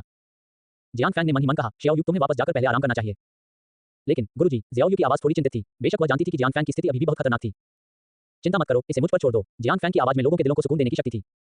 जब हथियार आत्मा लड़की ने सुना कि उसने क्या कहा तो उसे तुरंत राहत महसूस हुई, लेकिन उसने फिर भी चिंतित होकर कहा, मास्टर तब आपको जीवित रहना चाहिए। अच्छा, शियाओ के कांस्य शिवालय में वापस लौटने के बाद जियांग फैंग ने अपने शरीर को नियंत्रित करने की कोशिश की, लेकिन उसे अपने पूरे शरीर में गंभीर दर्द का सामना करना पड़ा। वह महसूस कर सकता था कि आकाश में 2 लड़कियों के अलावा अनगिनत आंखें उसे देख रही थीं। ये सभी इन कठपुतली संप्रदाय के लोग थे। कम से कम 3 पसलियां टूट गई हैं और मेरा दाहिना हाथ भी टूट गया है। जियांग फैंग ने कड़वाहट से मुस्कुराया। ये पहली बार था जब उसने क्लेश चरण की शक्ति के सामने खुद को इतना शक्तिहीन, महत्वहीन महसूस किया। हालांकि वह जल्द या बाद में स्थिति तक पहुंच जाएगा। उसने अपना सिर उठाया और हवा में लड़ाई को देखा तथा अपने शरीर पर लगी चोटों को ठीक करना शुरू कर दिया। अंततः युद्ध समाप्त हो गया। कठपुतली लड़की की शानदार लड़ाई क्षमता के तहत गुमिंग्यांग को हराया गया था। वह भयंकर हमले से अस्त व्यस्त हो गई और उसके हाथ में लंबी तलवार उड़ गई। मास्टर, आप असफल हो गए हैं। कठपुतली लड़की ने गुमिंग्यांग को अपने नियंत्रण में ले लिया और उसके शरीर में आध्यात्मिक शक्ति को एक ताबीज से बंद कर दिया। अब उसे जियांग फैंग को मारने से कोई नहीं रोक सकता।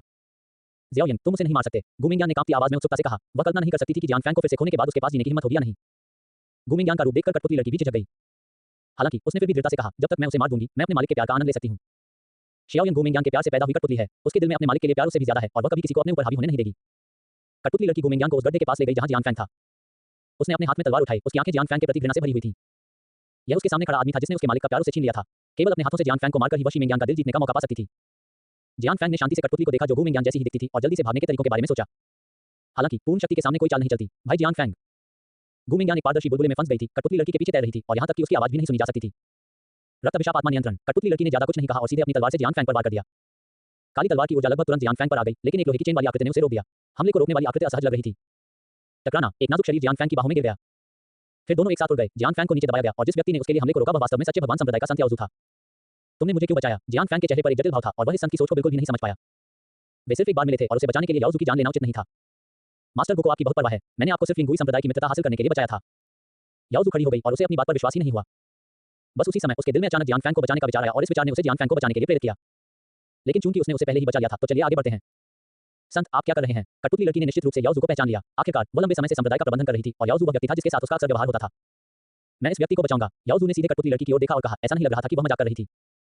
कठपुतली लड़की ने थोड़ा सा मुंह से कहा, तुम मेरी प्रतिद्वंदी नहीं हो। तो फिर अगर ऐसा हुआ तो क्या होगा? याओजू ने अपने हाथ में लोहे की जंजीर उठाई। ये लोहे की जंजीर उसका आध्यात्मिक खजाना है। उसके नियंत्रण में यह एक लचीले सांप की तरह कठपुतली लड़की की दिशा में भाग गई। मैंने तुमसे कहा था तुम मुझे नहीं हरा सकते, कठपुतली लड़की ने कहा और अचानक एक अविश्वसनीय नजर दिखाई। जंजीर ने उस पर हमला नहीं किया, बल्कि उसके पीछे तैर रहे बुलबुलों पर हमला किया।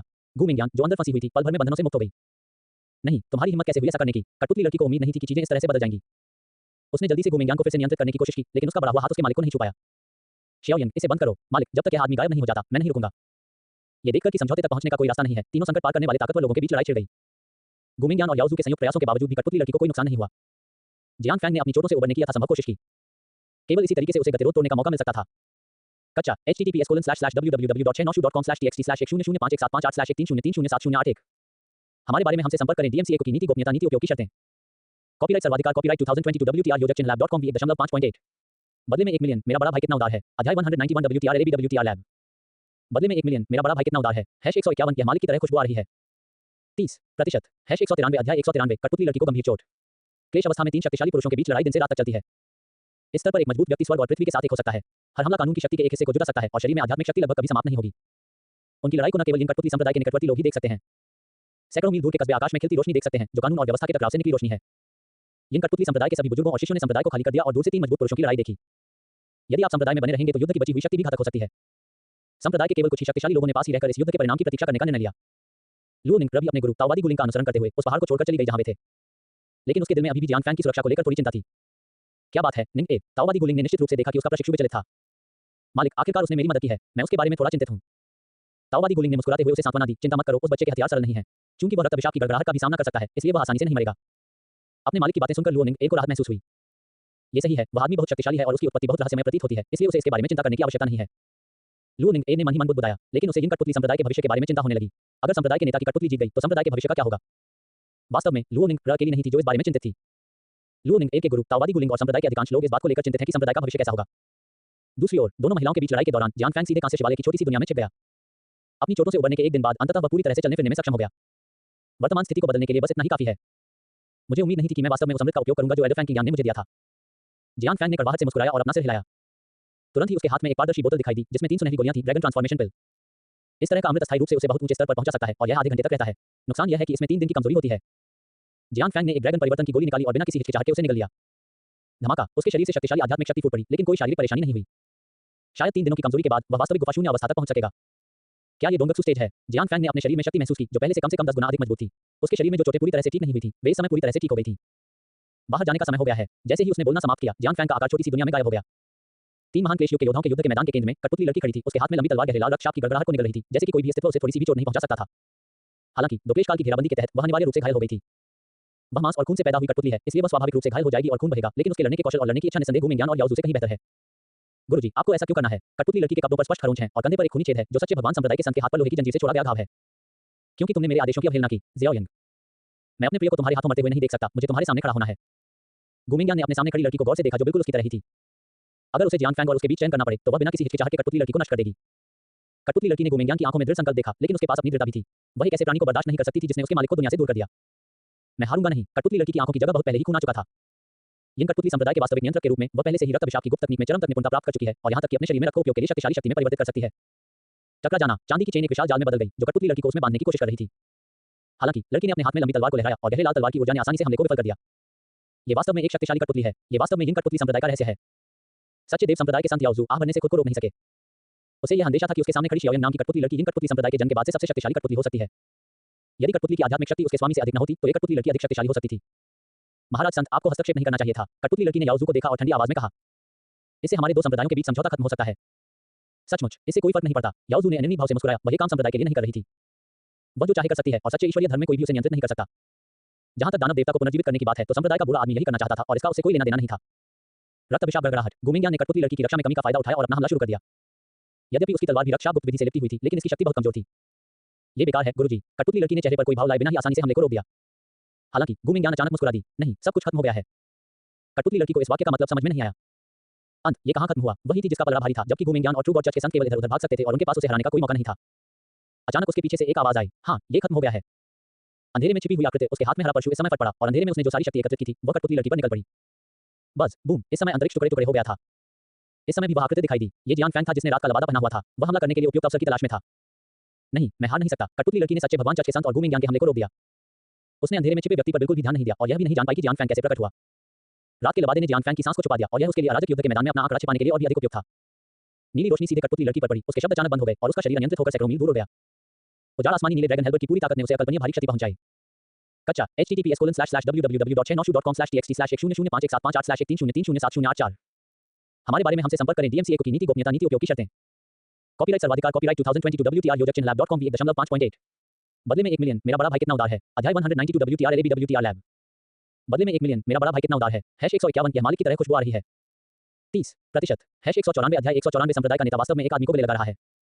उस विनाशकारी प्रहार के बाद जियान फैंग भले ही उसके पास कुछ समय के लिए शून्य अवस्था की शक्ति थी उसे तुरंत जोरदार झटका लगा। उसके शरीर में आध्यात्मिक शक्ति की एक बूंद भी नहीं बची थी और उसका शरीर सीधे हवा से नीचे गिर गया। हालांकि जियान फैंग के जमीन पर गिरने से पहले वह एक गर्मजोशी भरे आलिंगन में आ गया। उसे पकड़ने वाली महिला गुमिंग्यान थी जो समय पर पहुंच गई थी। उसने जियान फैंग को बहुत सावधानी से पकड़ रखा था। भाई जियान फैंग, क्या आप ठीक हैं? गुमिंग्यान ने जियान फैंग की कमजोर उपस्थिति देखी और वह बहुत व्यथित महसूस किया। जियान फैंग ने अपना सिर हिलाया। मैं ठीक हूं, तुम जाओ और पहले शियाओयंग को वापस लाओ। मेरे हमले से उसे गंभीर रूप से घायल होना चाहिए था और वह ज्यादा दूर नहीं भाग सकती। ठीक है, तुम्हें यहीं आज्ञाकारी होकर मेरा इंतजार करना होगा। गुमिंग्यान ने जियान फैंग को जमीन पर लेटा दिया और फिर तुरंत उस स्थान पर गई जहां कठपुतली लड़की गिरी थी। वह जानती थी कि अगर शियाओयंग को पूरी तरह से काबू नहीं किया गया तो खतरा खत्म नहीं होगा। जियान फैंग ने गुमिंग्यान की दूर जाती हुई आकृति को देखा और अंततः राहत की सांस ली और जमीन पर बैठ गया। वह जानता था कि इस बार उसका छिपकर किया गया हमला एक जुआ जैसा था। यदि आप सावधान नहीं रहे तो आप टुकड़ों में बन जाएंगे। संकट काल में साधक सचमुच बहुत शक्तिशाली होते हैं। अगर सम्राट के हथियार ने युद्ध के बाद की स्थिति को रोक नहीं दिया होता तो जियान फैंग युद्ध के मैदान के केंद्र के करीब भी नहीं पहुंच पाता। सब कुछ बस समय, स्थान और लोगों का मामला था। जब 3 दिन की कमजोरी की अवधि समाप्त हो जाएगी तो मैं सीधे शून्य अवधि में प्रवेश करूंगा। अपने दिल में निर्णय लेने के बाद जियान फैंग ने इस लड़ाई की प्रक्रिया को याद किया। गुमिंग्यान और शियाओयंग द्वारा इस्तेमाल की गई रक्त अभिशाप गुप्त विधि निश्चित रूप से एक बहुत ही प्रभावशाली शक्ति है जिसमें वास्तव में वज्र की शक्ति शामिल है। अवसर ढूंढो, तुम्हें गुमिंग्यान से सीखना चाहिए। चोरी करते समय यदि आप गलती से अपनी पवित्रता का त्याग भी कर दे तो ये समझ में आता है। दूसरी ओर गुमिंग्यान कुछ ही सांसों में सैकड़ों मील उड़कर उस स्थान पर पहुंची जहां कठपुतली लड़की गिरी थी और सच्चे ईश्वर चर्च के संत याओजू ने इस समय जियाओयंग को जंजीरों से बांध दिया था। कठपुतली लड़की एक जंगल में गिर गई। उसके शरीर ने अनगिनत ऊंचे पेड़ों को तोड़ दिया और फिर एक पहाड़ी पर गिर गई। उसका पूरा शरीर लगभग पहाड़ी में धंस गया। मास्टर गो, आप उसे कैसे निपटेंगे? याओजू ने गुमिंग्यान से पूछा जब उसने उसे भागते हुए देखा। आखिरकार ये गुमिंग्यान की कठपुतली थी और वह उसकी ओर से इससे निपटने के लिए योग्य नहीं थी। उसने बस उस कठपुतली लड़की को बांध दिया जो पहले से ही कोमा में थी। गुमिंग्यान ने कठपुतली लड़की को देखा जो जंजीरों से बंधी हुई थी और बड़े गड्ढे में खून से लथपथ थी और उसकी आंखों में एक जटिल भाव दिखाई दिया। इतने सालों के बाद जियाओयंग मेरी रिश्तेदार बन गई है। गुमिंग्यान ने धीरे से कहा, मैं भाई जियान फैंग को उसका मालिक बनने दूंगी और यह सबसे अच्छा तरीका है। यह वास्तव में एक अच्छा तरीका है। याओजू ने सहमति में सिर हिलाया। उसकी नजर भी कठपुतली लड़की पर पड़ी और वह थोड़ा भावुक हो गई लेकिन उसने ज्यादा कुछ नहीं कहा। गुमिंग्यान जल्दी से जियान फैंग के पास वापस आई। वह कठपुतली लड़की के बगल में गिर गई और फिर कठपुतली को नियंत्रित करने की गुप्त तकनीक का इस्तेमाल करके उसे गहरी नींद में डाल दिया। अगली बार जब वह जागेगी तो कठपुतली लड़की आज जो कुछ भी हुआ सब भूल जाएगी और जियान फैंग उसका मालिक बन जाएगा। गुमिंग्यान ने कठपुतली लड़की को अपनी बाहों में लिया और याओजू से कहा, श्रीमान संत, आज आपकी मदद के लिए धन्यवाद। जहां तक सहयोग की बात है हम कल इस पर चर्चा कर सकेंगे। इससे बेहतर कुछ नहीं हो सकता। याओजू को सहयोग की ज्यादा परवाह नहीं थी लेकिन गुमिंग्यान ने इसे दिल पर नहीं लिया। इस समय उसके पास पहले से ही कुछ अधिक दिलचस्प था। जब गुमिंग्यान चला गया याओजू अचानक बोला, मास्टर गो, चूंकि आप उस आदमी को जियान फैंग कहते हैं तो क्या इसका मतलब यह है कि वह दाओटियन तलवार संप्रदाय का सबसे बड़ा भाई है? मुझे जिज्ञासा है, मास्टर गो उसे भाई क्यों कहते हैं? गुमिंग्यान की आकृति रुक गई। वह घूमी, उसकी खूबसूरत आंखों में सतर्कता थी। संत महोदय, कुछ चीजों के बारे में आप न पूछें तो बेहतर होगा। ओह, मैं तो यूं ही पूछ रहा हूं, इतना उग्र मत दिखा। इस रहस्य को जानने के बाद याओजू बहुत खुश हुई और आगे बोली, मुझे उसके बारे में कोई विचार नहीं आएगा। मास्टर गो, चिंता न करें, ऐसा होना बेहतर है। ये कहकर गुमिंग्यान कठपुतली लड़की के साथ चली गई। याओजू ने गुमिंग्यान को यिंगुई संप्रदाय की दिशा में उड़ते हुए देखा और उसके आकर्षक चेहरे पर एक चमकदार मुस्कान दिखाई दी। निश्चित रूप से जियान फैंग एक जिज्ञासु रहस्य छिपा रहा था। एक ही समय पर यिंगुई संप्रदाय के कई बुजुर्गों ने कठपुतली लड़की को जियान फैंग द्वारा पराजित होते देखा और गुमिंग्यान भी उस दिशा में दौड़ी जहां कठपुतली गिरी थी। जब वे पास पहुंचे तो गुमिंग्यान पहले ही लौट चुकी थी और दोनों पक्ष हवा में ही मिले। मास्टर, क्या सब खत्म हो गया? एक बुजुर्ग ने गुमिंग्यान के हाथ में कठपुतली लड़की को देखा और खुद को रोक नहीं सका और पूछने के लिए आगे बढ़ा। रास्ते से अलग हटें, गुमिंग्यान ने ठंडे स्वर में कहा। संप्रदाय के बुजुर्गों के प्रति उसके मन में कोई भावना नहीं थी लेकिन ध्यान से सोचने के बाद उसे ऐसा करना थोड़ा अनुचित लगा, इसलिए उसने एक और वाक्य जोड़ दिया, जब हम संप्रदाय में वापस लौटेंगे तो इस बारे में बात करेंगे। गुमिंग्यान को ये कहते हुए सुनकर बुजुर्ग का चेहरा थोड़ा बदसूरत हो गया लेकिन उसने कुछ और कहने की हिम्मत नहीं की। अन्य लोग इसके आदी हो गए, चाहे वह कठपुतली लड़की हो या स्वयं गुमिंग्यान। वे यिंगुई संप्रदाय के बुजुर्गों के प्रति ठंडे थे क्योंकि इन बुरे लोगों के हाथ लगभग खून से सने हुए थे। संप्रदाय में वापस लौटने के बाद गुमिंग्यान ने जियान फैंग को यिन पपेट सैक के खंडहरों में पाया। वही बड़े नीले पत्थर के सहारे झुका हुआ आसमान की ओर देख रहा था। जब उसने गुमिंग्यान को देखा तो जियान फैंग मुस्कुराया और कहा, वापस। खैर, मैं वापस आ गया हूँ। गुमिंग्यान ने कठपुतली लड़की को जियान फैंग के बगल में रख दिया। फिर उसने जियान फैंग से कहा, भाई जियान फैंग, मैं तुम्हें जियाओयिंग का नया स्वामी बनाने जा रही हूँ। गुमिंग्यान की आंखों में देखकर जियान फैंग को पता चल गया कि वह गंभीर थी। अगर तुम उसे मुझे सौंप दोगे तो क्या करोगे, जब तक मेरा भाई जियान फैंग है। गुमिंग्यान ने अपनी सच्ची बात कही और अचानक जियान फैंग के शरीर को कसकर गले लगा लिया। अगर उसे आसपास किसी के होने का एहसास न होता तो वह सीधे जियान फैंग को चूम लेती। इस समय संप्रदाय के सभी वरिष्ठ पदाधिकारी संप्रदाय में वापस आ गए हैं। गुमिंग्यान को कठपुतली को हराने वाले व्यक्ति को पकड़े हुए देखकर कई लोगों की आंखों में अविश्वास के भाव थे, लेकिन उनमें से कोई भी जियान फैंग को नहीं जानता था। गुमिंग्यान और याओजू के अलावा कोई भी जियान फैंग के भेष के बारे में नहीं जानता था। भगवान संप्रदाय गुरु, वह वास्तव में एक आदमी को पकड़े हुए है। क्या मैं चकित हूँ।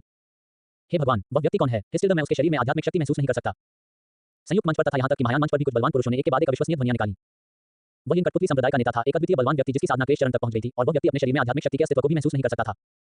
चलो कोई शांत जगह ढूंढते हैं। जियान फैंग ने गुमिंग्यान को धीरे से दूर धकेल दिया और उसके पहले शब्दों ने उसे शर्मिंदगी से लाल कर दिया। अच्छा, कच्चा https://www.noshu.com/txt/1051758/130358750 हमारे बारे में हमसे संपर्क करें। डीएमसीए की नीति गोपनीयता नीति उपयोग की शर्तें।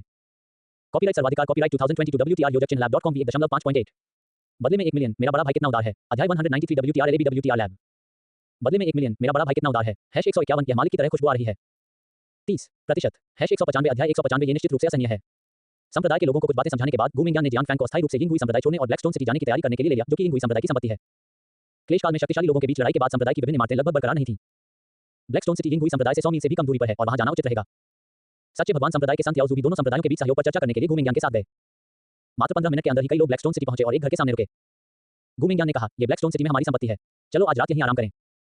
जियान फैंग से यह कहने के अलावा उसने याओजू को भी बताया। याओजू को स्वाभाविक रूप से कोई आपत्ति नहीं थी और उसने थोड़ा सिर हिला दिया। सब कुछ संप्रदाय गुरु की व्यवस्था पर निर्भर है। इस समय दरवाजे पर पहरा दे रहे दो पहरेदारों ने भी गुमिंग्यान और अन्य लोगों की आकृतियां देखी। उनमें से एक ने गुमिंग्यान की पहचान ली और उसका अभिवादन करने के लिए आगे बढ़ा। मास्टर, आप यहाँ हैं। खैर, संप्रदाय में कुछ हुआ है और मैं और दोनों मेहमान कुछ दिनों के लिए यहाँ आराम करेंगे। ये कहने के बाद गुमिंग्यान ने जियान फैंग को सीधे घर में ले जाने की योजना बनाई। जियान फैंग अब इसे बर्दाश्त नहीं कर सका। यान प्रभ, मुझे नीचे उतार दो, मैं खुद चल सकता हूँ। लेकिन गुमिंग्यान ने सीधे मना कर दिया। भाई जियान फैंग, आप घायल हैं, मुझे आपको पकड़ने दो। बेशक वह जानती थी कि जियान फैंग घायल नहीं हुआ था, लेकिन उसके शरीर की सारी आध्यात्मिक शक्ति समाप्त हो गई थी। लेकिन इससे पहले जो हुआ, गुमिंग्यान एक पल के लिए भी जियान फैंग से अलग नहीं होना चाहती थी। ये सुनकर याओजू, जो एक तरफ खड़ी थी, असहज महसूस करने लगी। क्या ये दोनों लोग अपना प्यार दिखाने आए हैं। ये देखते हुए कि गुमिंग्यान उसे जाने देने का इरादा नहीं रखती थी, जियान फैंग को उसे ऐसा करने देना पड़ा। खैर, उसने कुछ भी नहीं खोया और गुमिंग्यान के शरीर पर एक हल्की सुगंध थी। कई लोगों के घर में प्रवेश करने के बाद याओजू एक गृहस्वामी के नेतृत्व में अस्थायी रूप से उनसे अलग हो गया और अतिथि कक्ष में आराम करने चला गया। और गुमिंग्यान जियान फैंग को सीधे एक छोटे से आंगन में ले गया। आंगन में गुमिंग्यान के लिए विशेष रूप से एक घर है। गुमिंग्यान जियान फैंग को कमरे में ले गई और फिर उसे नीचे रख दिया। लेकिन ऐसा लग रहा था कि वह यहाँ से जाने की योजना नहीं बना रही थी और उसने जियान फैंग के सामने अपने कपड़े उतारने शुरू कर दिए। ये क्या यही पूर्ण अनुकूलता की शक्ति है। जियान फैंग ने चुपके से अपने होठों को चटकाया। यान प्रभ, आज बहुत सारी चीजें हुई, क्या हम इसके बारे में बाद में बात कर सकते हैं। उसकी आध्यात्मिक शक्ति अब समाप्त हो चुकी है। अगर उसे गुमिंग्यान के दबाव का सामना करना पड़ा, जो क्लेश काल में है, तो वह निश्चित रूप से इसका सामना नहीं कर पाएगा। कम से कम उसे तब तक इंतजार करना होगा जब तक वह अपने चरम पर नहीं पहुंच जाता। आप किस बारे में बात कर रहे हैं, भाई जियान फैंग। गुमिंग्यान का चेहरा लाल हो गया था और उसका सुंदर चेहरा संदेह से भरा था। उसने अपने लाल होठों को मोती जैसे दांतों से हल्के से काटा और उसकी बड़ी बड़ी आंखों में धुंध छा गई। उसने बहुत धीमी आवाज में कहा, भाई जियान फैंग, मेरे शरीर पर बाहरी चोटें हैं, क्या आप मुझे प्लास्टर लगाने में मदद कर सकते हैं। इस समय गुमिंग्यान ने एक अंडरवियर को छोड़कर अपने सारे कपड़े उतार दिए थे। नाजुक कॉलरबोन, ऊंचे स्तन और पतली कमर सभी महिला शरीर के आकर्षण को दर्शाते हैं। यह उल्लेख करने की आवश्यकता नहीं है कि वह दानव संप्रदाय की नेता है। यान प्रभ, तुम इसे खुद क्यों नहीं लगाते, मैं थोड़ा गुस्से में हूं। जियान फैंग ने अपना सिर घुमाया, ये जानते हुए कि यह गुमिंग्यान को नीचे धकेलने का समय नहीं था। उसे डर था कि वह खुद को नियंत्रित नहीं कर पाएगा। हे, पीछे से गुमिंग्यान की मीठी हंसी आई। भाई जियान फैंग, यान एब ने आपको लंबे समय से इस तरह नहीं देखा है। जियान फैंग को एहसास हुआ कि उसे इस लड़की ने चिढ़ाया था। वह 500 साल से अधिक बुरा था, लेकिन वह अभी भी एक बच्चे की तरह था, जिसने वास्तव में उसे असहाय महसूस कराया। वह पलटा, गुमिंग्यान के हाथ से प्लास्टर छीन लिया और दुर्भावनापूर्ण ढंग से मुस्कुराया। यान एब, चूंकि तुम इसे इतना चाहते हो तो मुझे तुम्हारी मदद करने दो। गुमिंग्यान को उम्मीद नहीं थी कि जियान फैंग अचानक पहल करेगा। उसने अपने लाल होठों को काटते हुए कहा, तो तुम्हें नरमी से पेश आना होगा, मुझे दर्द से डर लगता है। घाव गुमिंग्यान की कमर पर था। तलवार का घाव करीब 10 सेंटीमीटर का था। घाव देखने से ऐसा नहीं लग रहा था कि यह बहुत गहरा है। जियान फैंग ने कुछ प्लास्टर निचोड़ा और फिर अपने बड़े हाथ से गुमिंग्यान की बिलो कमर को ढक दिया। अच्छा, आटिल्ड, गुमिंग्यान ने जियान फैंग के सामने बहुत ही नाजुक तरीके से काम किया। उसके ज़ैद हाथों ने जियान फैंग के दूसरे हाथ को कसकर पकड़ रखा था और उसके मुंह के कोनों से नम कराहें निकल रही थी। ठीक है, ये लगभग पूरा हो गया है। जियान फैंग पीड़ित था और दवा लगाने के बाद उसने उसे कपड़े पहनने में मदद की। भाई जियान फैंग, तो आपको पहले आराम करना चाहिए। गुमिंग्यान ने जियान फैंग को बहुत पसीना बहाते देखा और अपने लाल होठों को ढंककर चुपके से हंसने से खुद को नहीं रोक पाई। वह निश्चित रूप से जानती थी कि उसका शरीर पुरुषों को कितना लुभाता है। ये कहकर गुमिंग्यान कमरे से बाहर चली गई। इस छोटे से भूत को कमरे से बाहर जाते देख जियान फैंग ने आखिरकार राहत की सांस ली। वह वाकई बहुत थक गया था और अब करवटें नहीं बदल सकता था। उसे पूरी तरह से कमजोरी महसूस हो रही थी। जियान फैंग बिस्तर पर लेटे लेटे ही तुरंत सो गया। पास में ही क्लेश काल का एक बलवान व्यक्ति रहता था, इसलिए उसे किसी खतरे की चिंता नहीं थी, लेकिन फिर भी उसने सोने से पहले एक छोटा सा अवरोध खड़ा कर दिया। हालांकि उसके सो जाने के कुछ ही देर बाद एक काली छाया दरवाजे के बाहर से अंदर आई, रजाई में घुस गई और पीछे से जियान फैंग को गले लगा लिया। जहां तक जियान फैंग द्वारा स्थापित अवरोध का प्रश्न है, वह क्लेश काल की ताकत के सामने बेकार था। नींद में जियान फैंग को अपनी पीठ पर कुछ नर्म दबाव महसूस हुआ, यहां तक कि उसकी भौहें भी शिथिल हो गईं। जाहिर है कि वह एक मीठा सपना देख रहा था। अगले दिन जियान फैंग तब तक अपनी नींद से नहीं जागा जब तक सूरज आसमान में नहीं चढ़ गया। उसे लगा कि वह बहुत आराम से सोया था और उसने एक अच्छा सपना देखा था। यह अफसोस की बात थी कि वह सपने का सार भूल गया था। जियान फैंग ने अपना शरीर फैलाया और फिर वह अपने बगल में किसी को पाकर आश्चर्यचकित हो गया। उसने ध्यान से देखा और पाया कि यह कठपुतली लड़की जियाओयिंग थी, जो इस समय बिस्तर पर चुपचाप लेटी हुई थी। वह मेरे बिस्तर पर कैसे हो सकती है? जियान फैंग ने भौहें से कुड़ी। अगर दोनों महिलाओं की त्वचा अलग नहीं होती तो वह ये भी नहीं पहचान पाता कि यह गुमिंग्यान है या जियाओयिंग। अचानक जियान फैंग को लड़की की छाती पर एक नोट मिला। नोट था खाई में फिसल गया था, इसलिए वह पहली बार में उसे नहीं देख पाया। उसने बिना किसी हिचकिचाहट के नोट निकाला। उस पर सुंदर लिखावट देखकर लोगों को एक नजर में ही पता चल गया कि यह महिला की लिखावट है। नोट पर लिखी बातों से जियान फैंग को पता चला कि क्या हुआ था। भाई जियान फैंग, मैंने कल कहा था कि मैं तुम्हें ज़ियाओ यंग का नया स्वामी बनाऊंगा। जब तक तुम ज़ियाओ यंग के स्वामी बनोगे, वह तुम्हें नुकसान नहीं पहुंचाएगी। शियाओ यंग को नियंत्रित करने की गुप्त विधि रक्त कठपुतली तकनीक है। मैंने इसे टेबल पर रख दिया है। आप इसे जागने के तुरंत बाद सीख सकते हैं। मैं पहले कुछ चीजों से निपटने जा रहा हूं। नोट पढ़ने के बाद जियान फैंग की नजर कमरे में इधर-उधर घूमी और निश्चित रूप से उसे एक मेज पर एक किताब दिखाई दी। ये गु मिंगयान द्वारा बताई गई रक्त कठपुतली तकनीक होनी चाहिए। हालांकि यह वह नहीं है जो मैं चाहता हूं, फिर भी एक और कठपुतली होना अच्छा है। जियान फैंग बिस्तर से उठे और जल्द से जल्द रक्त कठपुतली तकनीक का अभ्यास करने की योजना बनाई। वह भी कमजोर दौर से गुजर रहे हैं और निस्संदेह उनके लिए कठपुतली का होना ज्यादा सुरक्षित होगा। रक्त कठपुतली तकनीक का संक्षिप्त अध्ययन करने के बाद उन्होंने पाया कि कठपुतली पर अपना निशान लगाने से पहले उन्हें कठपुतली के पिछले मालिक का निशान मिटाना होगा। इसलिए जियान फैंग ने कठपुतली लड़की पर निशान की तलाश की। काफी देर तक खोजने के बाद भी वह नहीं मिला। जियान फैंग की नजर कठपुतली लड़की के कपड़ों पर पड़ी। क्या ये हो सकता है कि निशान किसी और छिपे हुए हिस्से में हो? ये भी संभव है। ये भी गुप्त तकनीकों का अभ्यास करने के लिए है। जियान फैंग एक पल के लिए हिचकिचाया, फिर कठपुतली लड़की का कोट उतार दिया। उसके सामने के खूबसूरत दृश्य को देखकर जियान फैंग का खून खौल उठा। हालांकि इस समय दरवाजे के बाहर कदमों की आवाज सुनाई दी और कोई आया। चीख, दरवाजा खुला और गु मिंगयान दरवाजे के बाहर प्रकट हुई। गु मिंगयान ने दरवाजा खोलते ही पहली चीज जो देखी वह ये थी कि जियान फैंग कठपुतली लड़की के कपड़े उतार रहा था और उसकी आंखों की चमक अचानक हो गई। भाई जियान फैंग, क्या आप बता सकते हैं कि क्या हो रहा है? कच्चा https://www.9shu.com/txt/10981758130303709 हमारे बारे में हमसे संपर्क करें। DMCA की नीति गोपनीयता नीति उपयोग की शर्तें। कॉपीराइट सर्वाधिकार copyright 2022 WTR योजकचिन्ह lab.com v1.5.8 A million in return, my senior brother so generous. Chapter 194 WTR LAB WTR Lab. बदले में 1 मिलियन, मेरा बड़ा भाई कितना उदार है। #151 यह मालिक की तरह खुशबू आ रही है। 30% #196 अध्याय 196 मुझे लोली में कोई दिलचस्पी नहीं है। कमरे में दृश्य देखने के बाद गु मिंगयान को स्पष्ट रूप से बहुत बड़ी गलतफहमी हो गई थी।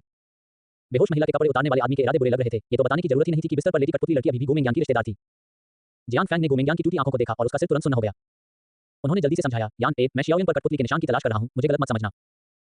जियान फैंग का स्पष्टीकरण सुनकर गु मिंगयान एक पल के लिए स्तब्ध रह गई। प्रतिक्रिया देने के बाद उसने थोड़ा अजीब तरीके से कहा, तो यह मामला है भाई जियान फैंग, मैंने आपको लगभग गलत समझा था। क्षमा मांगना। गु मिंगयान ने ईमानदारी से माफी मांगी, फिर उसने कहा, लेकिन ज़ियाओ यंग के शरीर पर जो निशान था वह मैंने बहुत पहले ही मिटा दिया है। भाई जियान फैंग बस एक नया कठपुतली का निशान बना सकते हैं। तो ये बात है। जियान फैंग को अचानक एहसास हुआ, कोई आश्चर्य नहीं कि वह इसे नहीं ढूंढ सका। उसने चुपचाप कठपुतली लड़की को कपड़े पहनाए, फिर रक्त कठपुतली की गुप्त विधि को फिर से उठाया और उपरोक्त चरणों के अनुसार एक नया निशान घनीभूत करने की कोशिश करने लगा। गु मिंगयान की मदद से जियान फैंग ने जल्दी से एक नया रक्त कठपुतली चिन्ह तैयार किया। इस रक्त कठपुतली चिन्ह का आकार एक दिल के आकार का है। ये कहा जाना चाहिए कि यह एक गंभीर खेल की दुनिया है और यहाँ तक कि यह रक्त कठपुतली चिन्ह बहुत गंभीर नहीं है। भाई जियान फैंग, आप शियाओ यंग पर निशान कहाँ लगाने जा रहे हैं? गु मिंगयान ने बिना पलक झपकाए जियान फैंग को देखा, उसके सुंदर चेहरे पर मुस्कान थी। यह एक निश्चित प्रश्न है। जियान फैंग का दिल घबरा गया। उसके सामने खड़ी सुंदरी को जलन होगी अगर उसने निशान को किसी और निजी जगह पर दाग दिया तो। इस बारे में सोच रहा हूं। जियान फैंग मुस्कुराया और कहा, यान ए, ज़ियाओ यंग की छाती पर निशान लगाओ, तुम्हें क्या लगता है? गु मिंगयान थोड़ा हैरान थी। उसने पहले भी शियाओ यंग की छाती पर निशान लगाया था। बेशक, चलो ऐसा करते हैं। गु मिंगयान की अनुमति मिलने के बाद जियान फैंग ने ज्यादा कुछ नहीं कहा और सीधे हवा में तैर रहे खून के रंग के निशान को नियंत्रित किया और उसे कठपुतली लड़की की छाती पर अंकित कर दिया। ये कठपुतली लड़की बिल्कुल गु मिंगयान जैसी ही है। निशान से जलने के कारण वह कोमा में भी असहज आवाजें निकालती थी। अगर कोई अनजान व्यक्ति यह बात सुन लेता तो उसे निश्चित रूप से बहुत सारी कल्पनाएं आती। यहाँ तक कि गु मिंगयान, जिसने जियान फैंग को व्यक्तिगत रूप से देखा था, वह भी शर्माने से खुद को नहीं रोक सका। तभी उन दोनों के साथ कुछ आश्चर्यजनक घटना घटी। कठपुतली लड़की ज़ियाओ यंग को जियान फैंग द्वारा ब्रांड किए जाने के बाद उसका शरीर छोटा और छोटा हो गया और वह अधिक से अधिक कठोर हो गई और अंत में एक छोटी लोली में बदल गई जो केवल 10 साल की थी। गु मिंगयान जब बच्ची थी तो बिल्कुल ऐसी दिखती थी। जियान फैंग ने गु मिंगयान की ओर देखा, यान ए, क्या ये सामान्य है? गु मिंगयान ने अपना सिर हिलाया और एक व्यंग्यात्मक मुस्कान के साथ कहा, मुझे भी नहीं पता। केवल यिंगुई संप्रदाय के सभी पीढ़ियों के नेता ही रक्त कठपुतली तकनीक का अभ्यास कर सकते हैं। ये पहली बार है जब यान ए ने ये स्थिति देखी है। लेकिन जब मैं बच्चा था तो मैं ऐसा ही दिखता था। भाई जियान फैंग, आपका क्या कहना है? गु मिंगयान ने जियान फैंग की एक बांह को गले लगाया और मुस्कुराते हुए कहा, क्या मैं बचपन में बहुत प्यारी थी? जब तुम बच्चे थे तो बहुत प्यारे लगते थे। जियान फैंग को नहीं पता था कि कैसे टिप्पणी करनी है, इसलिए वह केवल अपने दिल के अनुसार ही जवाब दे सकता था। जैसे ही वे दोनों एक दूसरे को प्यार से छू रहे थे, छोटी लड़की ने अचानक अपनी बड़ी बड़ी आंखें खोली, फिर बिस्तर से उठ बैठी और उसके ढीले कपड़े फिसल गए। उसके कंधे छोटे दिखते थे और उसकी त्वचा दूध की तरह सफेद थी, जिससे लोगों को उसे काटने का मन करता था। छोटी लड़की ने अपने कपड़े से ढके हाथ को उठाया और अपनी आंखें पोंछी, फिर नींद भरी आंखों से चारों ओर देखा और अंत में अपनी आंखें जियान फैंग पर टिका दी। मालिक, धीरे धीरे उसकी छोटी सी स्मृति पुनर्जीवित हो गई और जियान फैंग के बारे में सभी बुरी यादें समाप्त हो गईं।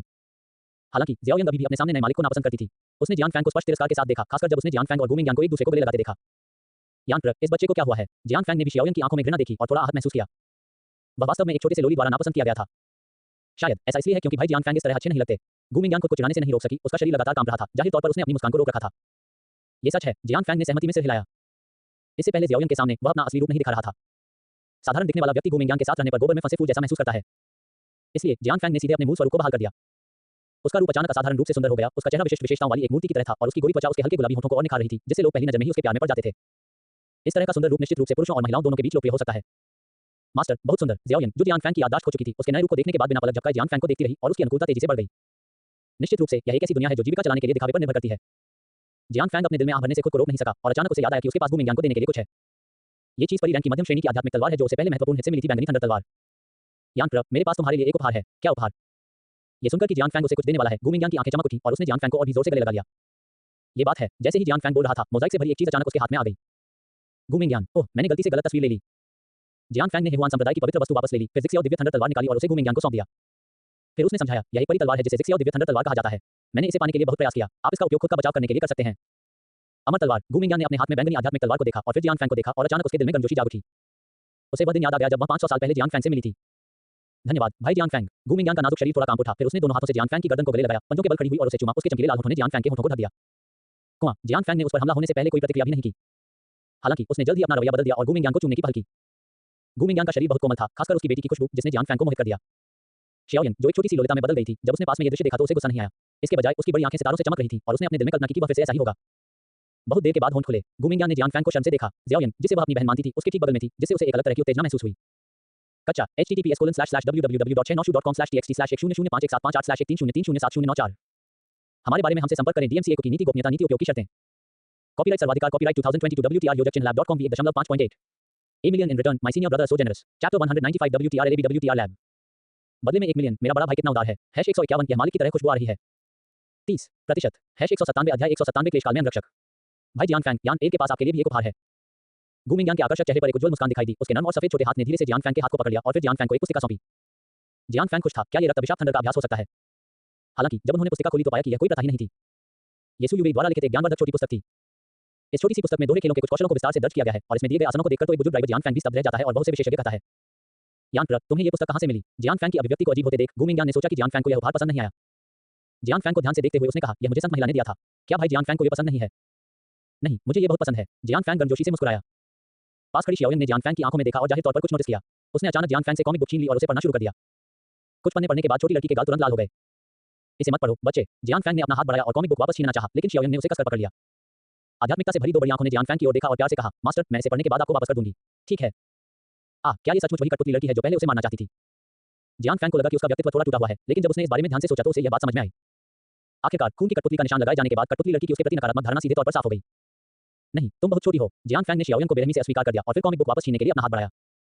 गु मिंगयान को अचानक ये जानने की जिज्ञासा हुई कि अंदर क्या है, लेकिन वह जियान फैंग से पूछने में शर्मिंदा थी, इसलिए जब भी उसे मौका मिलता वह शियाओयन से पूछ लेती। यान प्र, मैं ये किताब पहले तुम्हारे लिए रखूंगा। जियान फैंग ने छोटी लड़की के विरोध को नजरअंदाज कर दिया और शांति से चित्र पुस्तक को एक तरफ रख दिया। फिर उसने गु मिंगयान से थोड़ी शर्मिंदगी से कहा, यान ए, आपके लिंगुई संप्रदाय की रक्त अभिशाप थंडर गुप्त तकनीक, मुझे आश्चर्य है कि क्या मैं इसे सीख सकता हूं? यद्यपि वह जानता था कि यह गुप्त तकनीक लिंगुई संप्रदाय का रहस्य था, फिर भी जियान फैंग को इसे सीखने की उम्मीद थी। आप जानते हैं, यह एक शीर्ष स्तरीय तकनीक है जो खेल में बहुत ऊंचे स्थान पर है। जब तक वह अभ्यास में सफल होता है, उसकी ताकत में काफी सुधार हो सकता है। बेशक भाई जियान फैंग, यान ए की चीजें आपकी हैं। गु मिंगयान ने जियान फैंग के अनुरोध पर तुरंत सहमति व्यक्त की, लेकिन जल्द ही उसके चेहरे पर शर्मिंदगी का भाव आ गया। जाहिर है कि कुछ ऐसा था जिसे कहा नहीं जा सकता था। क्या हुआ? क्या पढ़ाना असुविधाजनक है? यदि यह सिखाने के लिए सुविधाजनक नहीं है तो जियान फैंग बहुत उलझ नहीं जाएगा। वैसे भी उसके पास कई तकनीकें हैं और यह शक्तिशाली तकनीक खराब नहीं है। गु मिंगयान थोड़ी देर के लिए हिचकिचाई, लेकिन फिर भी जियान फैंग को समझाया। वास्तव में भाई जियान फैंग, हमारे लिंगुई संप्रदाय के रक्त अभिशाप थंडर गुप्त विधि में अभ्यास करने के लिए कोई तैयार पुस्तकें नहीं है और यह सब पिछले संप्रदाय के गुरु द्वारा स्वयं सिखाया गया था।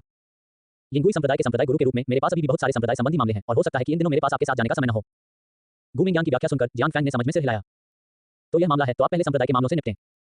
जियान फैंग को इतना विचारशील देखकर गु मिंगयान के दिल में एक गर्माहट का एहसास हुआ और उसे याद आया कि उसने सच्चे ईश्वर चच के संत याओजू के साथ क्या सहमति व्यक्त की थी। इसके बारे में सोचने के बाद उसने जियान फैंग को बताने का फैसला किया।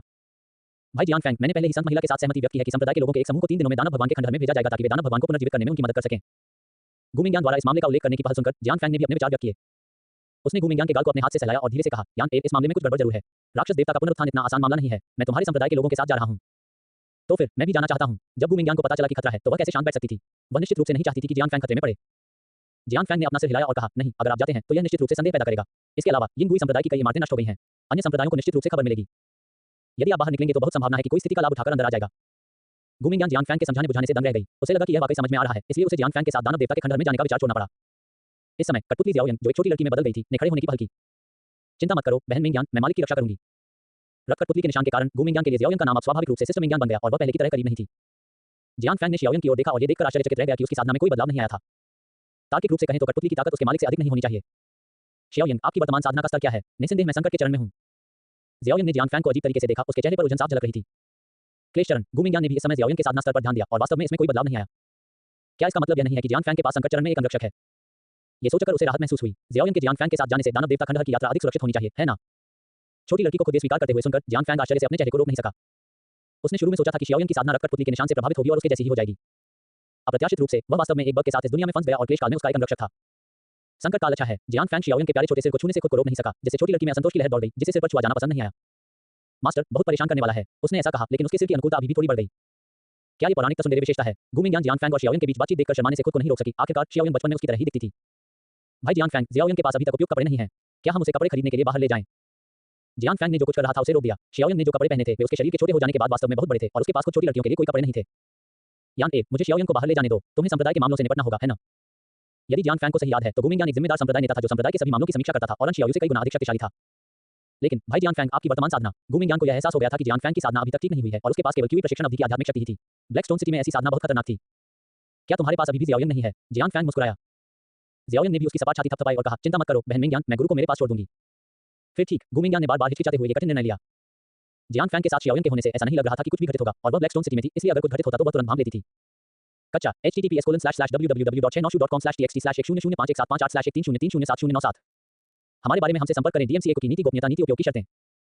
कॉपीराइट सर्वाधिकार कॉपीराइट 2022 WTR योजक चिन्ह lab.com 1.5.8 A million in return my senior brother so generous chapter 196 WTR LAB WTR lab बदले में 1 मिलियन मेरा बड़ा भाई कितना उदार है #151 यह मालिक की तरह खुशबू आ रही है 30% #198 अध्याय 198 लुओनिंग रके मास्टर जब वे तीनों कमरे से बाहर चले गए गुमिंग यान को तब एक बात याद आई वह कि जियान फैंग के अस्तित्व को यिन कुई संप्रदाय के लोगों को नहीं समझाया गया है और कुछ परेशानियां और गलतफहमियां अवश्यंभावी रूप से उत्पन्न होंगी। आखिरकार जियान फैंग ने कल बहुत मदद की। संयोगवश संप्रदाय के कुछ बुजुर्ग लोग बैठक कक्ष में थे। भाई जियान फैंग, इससे पहले कि आप और शियाओयंग बाहर जाएं, पहले हमारे संप्रदाय के बुजुर्गों से परिचित हो जाएं। गुमिंग यान का सुझाव सुनकर जियान फैंग को भी लगा कि यह जरूरी है। उसने एक क्षण सोचा, फिर से हिलाया और कहा, उनसे परिचित होना तो आवश्यक है, लेकिन आपको उन बुजुर्गों के सामने मेरी पहचान छिपानी होगी। कोई बात नहीं, इसे यान ए पर छोड़ दो। गुमिंग यान ने जियान फैंग के हाथ पकड़ लिए और उसका पूरा शरीर लगभग उसके खिलाफ दबा हुआ था। जियान फैंग कड़वी मुस्कान के अलावा कुछ नहीं कर सका। यान ए, पहले अपना हाथ छोड़ो, अन्यथा यह निश्चित रूप से उन बड़ों के संदेह को जगाएगा।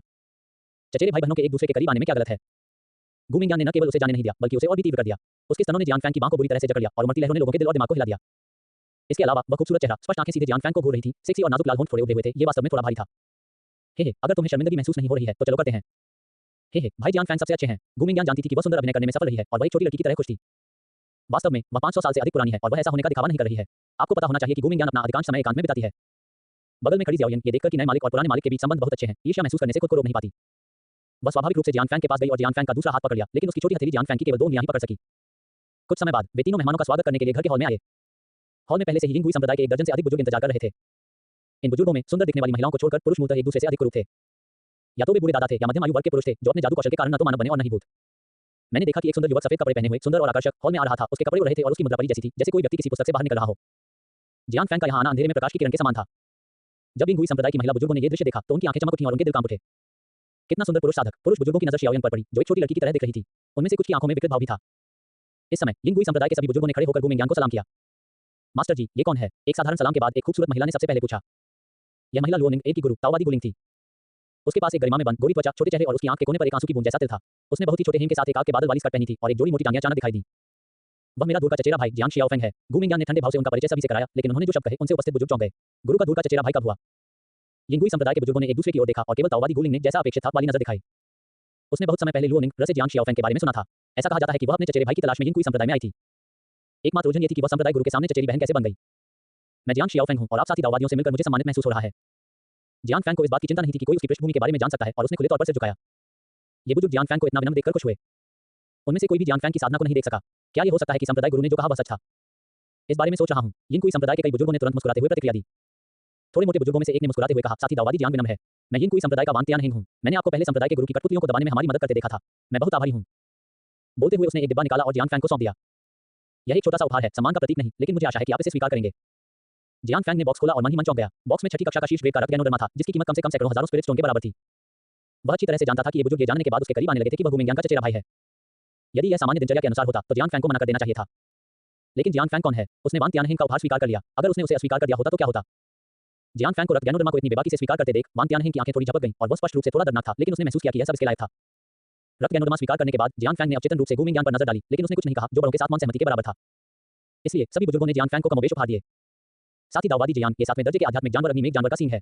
इसे पीसकर चूर्ण बना लो और निगल लो। जब तुम महिलाओं के साथ रहोगे तो ये तुम्हें और अधिक मर्दाना बना देगा।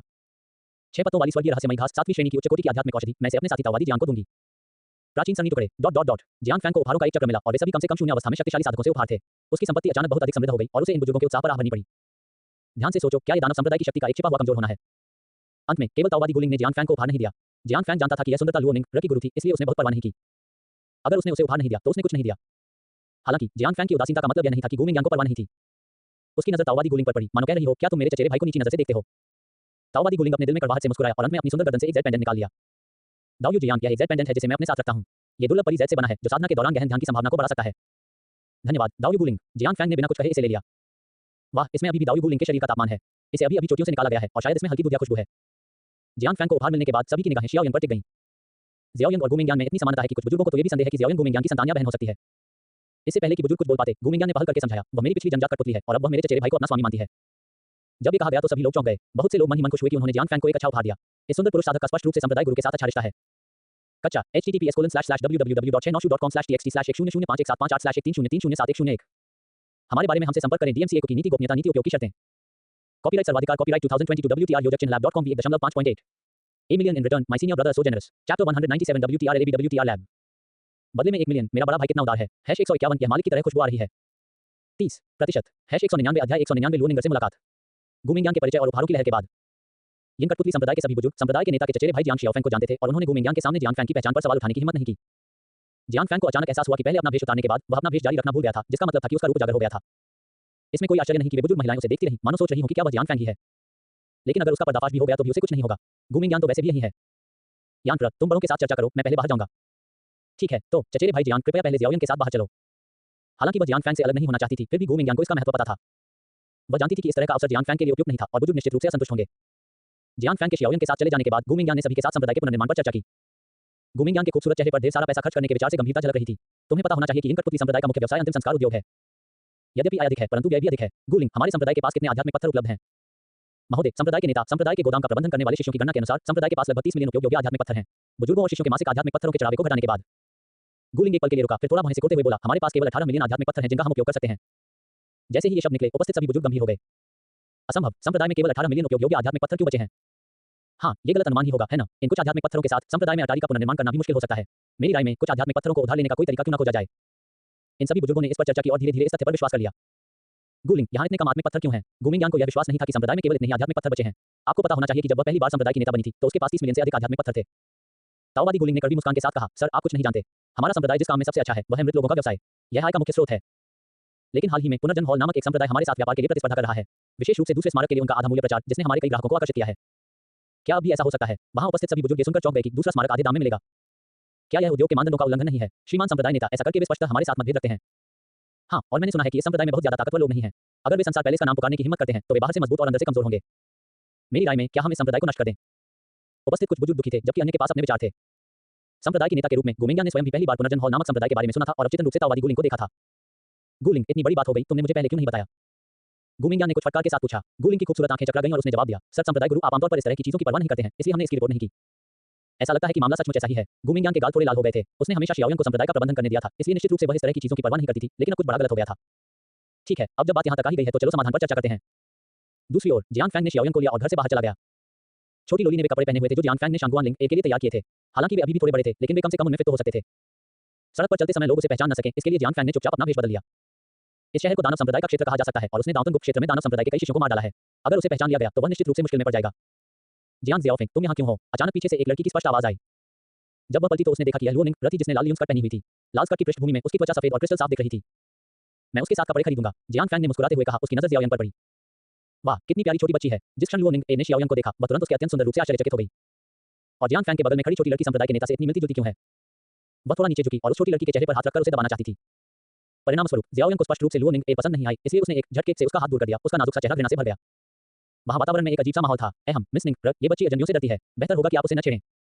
वर्तमान स्थिति यह है कि गोली निर्माण अवस्था में एक भिक्षु इसके बारे में कुछ भी जाने बिना क्लेश अवस्था में एक भिक्षु को चिढ़ाना चाहता है। मत मरो, हा, तो ये बात है। लुओनिंग ने अजीब तरह से हंसते हुए कहा। उसे थोड़ा दुख हुआ। तुम्हें पता ही होगा कि उसे अक्सर कुछ बच्चे परी बहन कहते हैं। परिणाम स्वरूप वह इतनी प्यारी छोटी लड़की से नापसंद हो गया। जियांग शियाओफेंग, ये बच्चा कौन है? जियांग फैंग ये कहने ही वाला था कि वह उसकी दूर की चचेरी बहन है, लेकिन शियाओयंग ने अचानक जियांग फैंग की बांह पकड़ ली और पहले उत्तर दिया, मैं मालिक की कठपुतली हूँ। उद्धरण चिन्ह विस्मयादिबोधक चिन्ह विस्मयादिबोधक चिन्ह विस्मयादिबोधक चिन्ह उद्धरण चिन्ह। लुओनिंग ए डिग्री और डिग्री नो। यहाँ तक कि उसके आसपास से गुजरने वाले लोग भी जियांग फैंग को बदमाश की नजरों से देख रहे थे और एक बच्चे के साथ एक महिला अपने बच्चे के साथ जल्दी से भाग गई।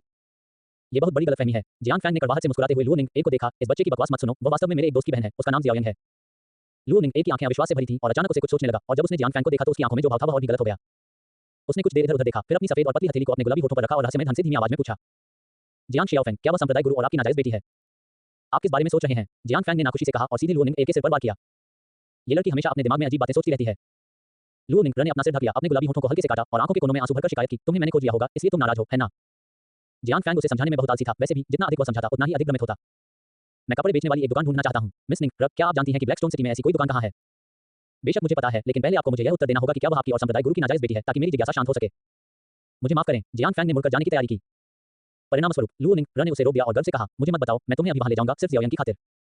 कच्चा https://www.696.com/txt/1051758/1303178/13003 हमारे बारे में हमसे संपर्क करें डीएमसीए की नीति गोपनीयता नीति उपयोग की शर्तें कॉपीराइट सर्वाधिकार कॉपीराइट 2022 WTR योजक चिन्ह lab.com v1.5.8 A million in return my senior brother so generous chapter 198 WTR LAB WTR lab बदले में 1 मिलियन मेरा बड़ा भाई कितना उदार है #151 यह मालिक की तरह खुशबू आ रही है 30% #200 अध्याय 200 अवरोधन ब्लैक रॉक सिटी के केंद्रीय क्षेत्र में जिनिक्स व्यू पवेलियन नामक एक दुकान है ये दुकान शहर के सबसे समृद्ध इलाके में स्थित है और इसका व्यवसाय स्पष्ट रूप से बहुत अच्छा है ग्राहकों का आना जाना लगा रहता है और उत्पादों की एक शानदार श्रृंखला है यही है मैं अक्सर यहाँ कपड़े खरीदने आता हूँ एक सुंदर लड़की ने अपने सामने की दुकान की ओर इशारा करते हुए अपने पीछे खड़े युवक से कहा ऐसा लग रहा था कि वह युवक के बगल में बैठी छोटी लड़की के लिए कपड़े चुनने का इंतजार नहीं कर सकती थी तो फिर चलो इस पर चलते हैं जियान फैंग ने स्टोर पर एक नजर डाली और सोचा कि यह अच्छा है लू निंग एयर आगे चल रहे थे उनके पीछे जियान फैंग और शियाओ यंग थे तीनों लोगों के आगमन ने स्वाभाविक रूप से कई लोगों का ध्यान आकर्षित किया कई लोगों ने गलती से सोचा कि जियान फैंग और लू निंग पति पत्नी थे कुछ लोगों ने तो फुसफुसाते हुए कहा गाय के गोबर में फंसा हुआ फूल जियान फैंग को इसकी परवाह नहीं थी लेकिन लू निंग एयर प्रसन्न दिख रही थी अरे मिस निंग एयर क्या ये संयोग नहीं है हमारे स्टोर में अभी नया सामान आया है एक मोटे से मध्यम आयु वर्ग के व्यक्ति ने लू निंग एयर को आते देखा और अपने गोल चेहरे पर विशिष्ट मुस्कान के साथ उसका अभिवादन करने के लिए दौड़ा